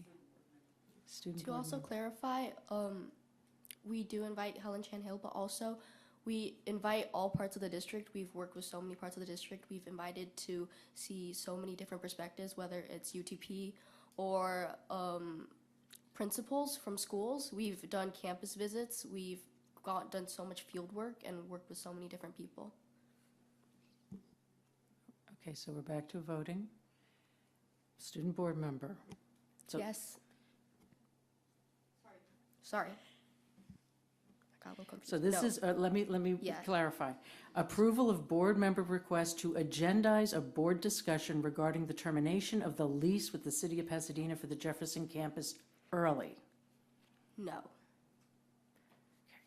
All in favor? Two. All against? And okay, we're going to move to student board member report. It's 10 o'clock. So, go ahead, Ms. Chi. Thank you to President Hawley, esteemed board members, and Superintendent Dr. Blanco for your continued contributions and commitment to the Pasadena Unified School District and support to our Student Assembly. On April 2nd, PUSD held a transformative youth conference titled Breaking the Line, Creating a Bridge Between Students and Teachers. Here's our program. If you could hand that out, please. Thank you. The goal of this full-day event was to center student voices in a meaningful way and create a space where authentic dialogue could take place between students, teachers, and administrators. The conference aimed to break barriers, foster empathy, and create actionable steps towards more equitable and inclusive school environments. What emerged from that day was not just a conversation, but the beginning of a connection between groups that rarely get the opportunity to engage so openly and honestly with each other. From the moment students arrived at the registration table, there was a clear sense of purpose and intention. The morning began with guided conversations during breakfast with assigned seating designed to mix students and adults from different campuses. The panel sessions followed to allow students to take the lead as panelists and moderators, choosing topics important to them, from addressing systematic injustices in school and navigating personal recovery after trauma to elevating youth voices in educational policy decisions. A major highlight of the day was a keynote address by Dr. Tyrone Howard, a professor from UCLA and a nationally renowned expert on equity and education. His message calling on students to resist echoed the spirit of the conference, challenging educators to deeply listen to students, embrace culturally responsive practices, and work with young people, not just for them. The afternoon sessions continued to build on themes of connection and empowerment. Topics such as belonging, student-led support systems, and influencing policy were explored in ways that moved participants beyond theory and into shared action. What made the day even more impactful was the overwhelmingly positive response from everyone involved. Students, teachers, and staff alike, many students who had never before imagined themselves speaking in public or leading a panel, expressed how grateful they were for the experience. For some, it was the first time they had felt truly seen and heard in an educational space. By the end of the day, Breaking the Line had accomplished something that many educational events strive for but rarely achieve: a genuine transformation in how students and educators see and relate to each other. The walls between roles, student, teacher, administrator, had begun to dissolve as participants shared stories, listened to hard truths, and envisioned a better path forward together. The conference didn't just build understanding, it built community. It showed us that when we break the lines that separate us, we begin to build bridges that truly connect us. As the Student Assembly and Student Think Tank collaborates to find the most efficient way to find student feedback that inclusively serves the needs of the students of PUSD, we are now exploring how this conference can serve as a model for gathering student input on a more consistent and organized basis. The vulnerability and honesty and insight shared during the panels made it clear that students have valuable perspectives and should be regularly incorporated into decision-making processes. We are currently discussing ways to systemize this kind of input so that the district can maintain an ongoing dialogue with its students. By building on the momentum of this event, we hope to create a sustainable structure for student voices that don't just appear once a year, but becomes an integral part of how we build policies, design programs, and cultivate inclusive schools. We also like to recognize the collaboration between the Student Assembly Council and the Student Think Tank, and give special credit to the Student Think Tank Summer 2024 internship, where the idea of Breaking the Line was born. While the Student Assembly and Student Think Tank regularly collaborate, the level of harmony, shared vision, and collective purpose we experienced through Breaking the Line was something truly rare and beautiful. We would also like to give a huge shout out to PEF for supporting the event and outfitting our teams in these gorgeous purple sweats. Talk to me, I'll get you one. But post-conference, we have an influx of student interest in both Student Assembly and Student Think Tank. We are excited to expand our student participation in this year's summer internship for those interested. We would then like to revisit a reoccurring concern about the structure of the board meetings, specifically the timing of the closed sessions. The closed sessions are in the middle of the meetings, which significantly extend the night and presents a serious accessibility issue for the Student Assembly members as well as students who are attending online. The extended closed sessions and late hours we juggle with the school responsibilities the next day are challenging for us. Once again, we respectfully recommend that the closed sessions be either moved to a day before or after the meetings to ensure that student participation remains both meaningful and manageable. We understood that the board is dealing with serious issues like lead found in soil in Pasadena, as well as other urgent issues, but we urge you to consider our request. Lastly, we would like to shout out our new council member, Theo Ortega, a junior at Marshall, who was elected from our special elections. We have no doubt that Theo will be a powerful voice for students across the district, so watch out for him at his next meeting. In closing, Breaking the Line was more than just a one-day event. It was a turning point. It reminded us that the power of the student, when it is uplifted, respected, and supported. As we look ahead, we are committed to making sure that this momentum continues and that the student perspective is made at the heart of everything we do here at PUSD. Thank you for your support and your belief in young people to lead meaningful change in our schools and our community. Thank you very much for that, Ms. Chi. Very well done. Okay. Board committee reports. Because of the time, I'm going to skip my board committee. I don't feel the need to give one. I'll give it next month unless you want to give it. Does somebody have a board committee report? No one? We're moving on to the big consent agenda. Do we have any polls? I'd like to pull N3Q, Resolution 2816. Okay. Do we have a sweep for all the rest? Motion to approve. I just Okay. have two comments, if I could. I don't know if anyone else had comments or questions. I just wanted to clarify, so N3M, which is the amendment to the non-public schools, non-public agency, so I think that's about $2.5 million increase. So is that the equivalent of saying our $39 million deficit will go to 41.5? I mean, this is coming out of general fund, right? Unrestricted. These are non-previously budgeted expenditures. All right, thank you.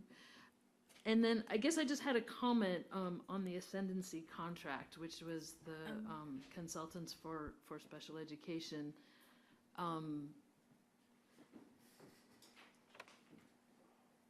As we've, in the last few years, we have made cuts to our central administration, but then there has been a trend to backfill with consultants, and this is an example, and I think we used them last year, and we're using them this year, and I think the intent is to use them again next year. And so I wanted to kind of comment on that. So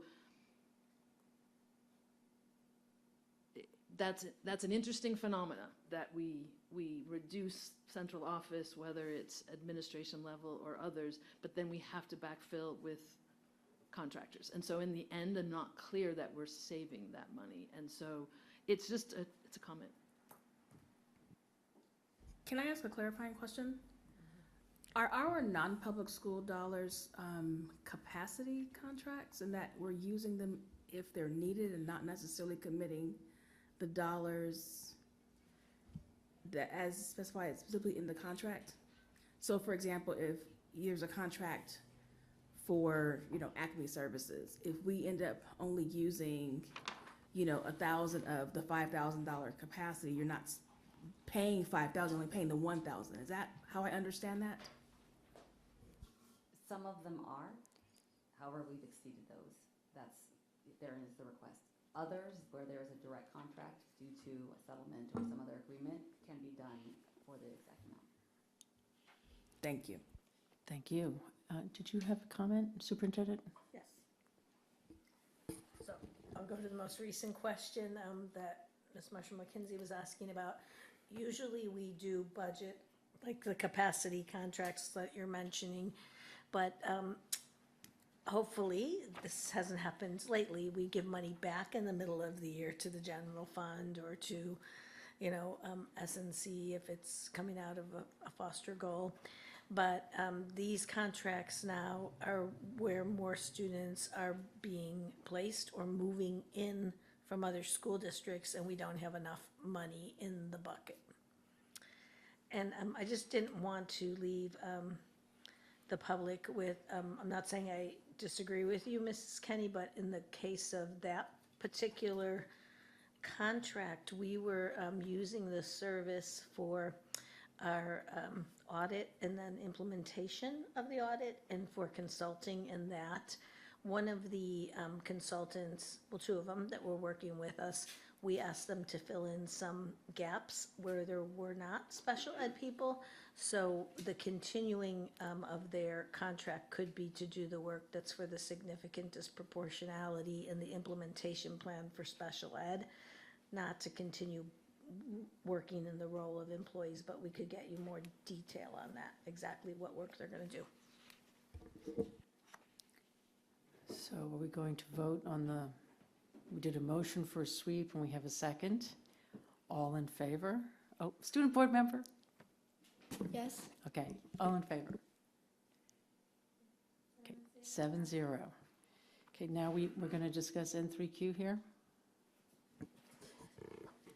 Yes, this is the resolution to authorize change order for the PHS Campus Identity Project. And I'd asked a question on it because it wasn't as clear from reading the resolution what the original contract amount was that we were authorizing a change order to, and then also why we're doing this resolution. And I went back and actually found another one that we did, a very similar one, Resolution 2785, and its format was different and a little bit clearer. So, and this we did back in, gosh, I'm sorry, in October of this year, where it was just really clear, where it said, whereas the initial bid of this amount, which includes a contract allowance of this, has been exhausted, the new amount equals 10% of the original amount. It was just very clear that that was the resolution. So if we could, I would move approval with 2 amendments to the resolution itself, with a whereas. In the first whereas, where it says, October 26, 2023, we approved the Pasadena High School Campus Identity Project under Board Report 1667F for the initial bid of, I'm sorry, these are the words I want to add, for the initial bid of $4,944,123. And then that clarifies what we're adding onto. And then in the fourth whereas, at the end, right after it says 552-835.01, say, which exceeds 10% of the original bid. Just to clarify that that's the whole purpose of this resolution, because that was missing. And so I'm moving that for approval. She has a motion with an amendment. I'll second. All in, student board member? Yes. All in favor? It is really minor. It's whatever. It just helps transparency and makes it clear what we're doing. It's clear as it's written, It but was okay. incredibly clear to me, and I read through this. What was clear to you? It was clear. Yep, it's 10:15, we're moving on. All righty, public comment on non-agendized items. Do we have anything, clerk? No. Okay, board requests and questions. Board requests and questions. We have 15 minutes. I have a comment. Okay. A request. I guess there was a interest in talking about the holistic vision of the district, and are we gonna have like a meeting about talking about this holistic vision? It's not a holistic vision, it's a long-term vision, and we started talking about it in the last board retreat. So we're gonna have it in the next board retreat or in a future board retreat? We are talking about it, yes. This district's never had a long-term vision, and we're gonna need one. Anybody else? What was the long-term vision that you all decided upon? That's the 5-year strategic plan. It's not a long-term. That's a vision statement. A vision statement is not a long-term. That's a vision statement. It's not a long-term vision for everything. It's not a vision statement is not a long-term vision, a 20 to 25-year vision. A vision statement is not that. Because districts have that, particularly in times like this with declining enrollment.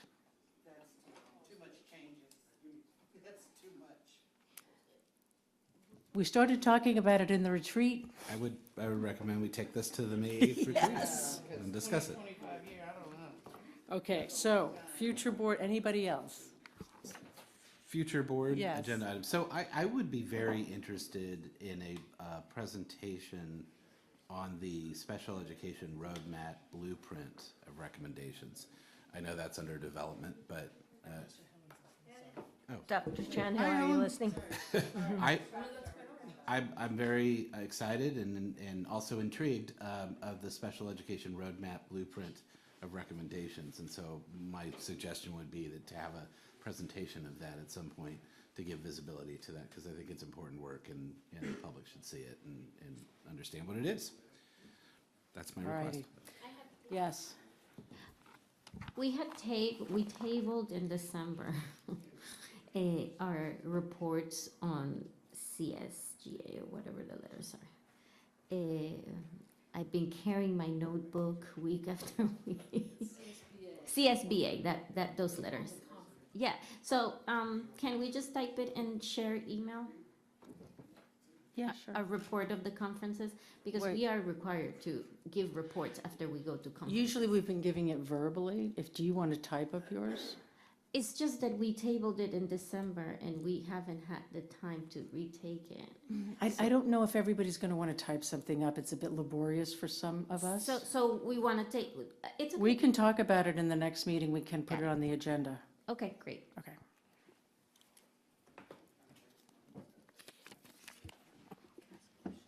Yes, the superintendent has something to say. There was a suggestion made to move the student board report up earlier in the meeting. Can we have consensus on that? Yes. Okay, Yes. thank you. Can it go right after the labor partners? Or in That's a fact, good maybe idea. before them?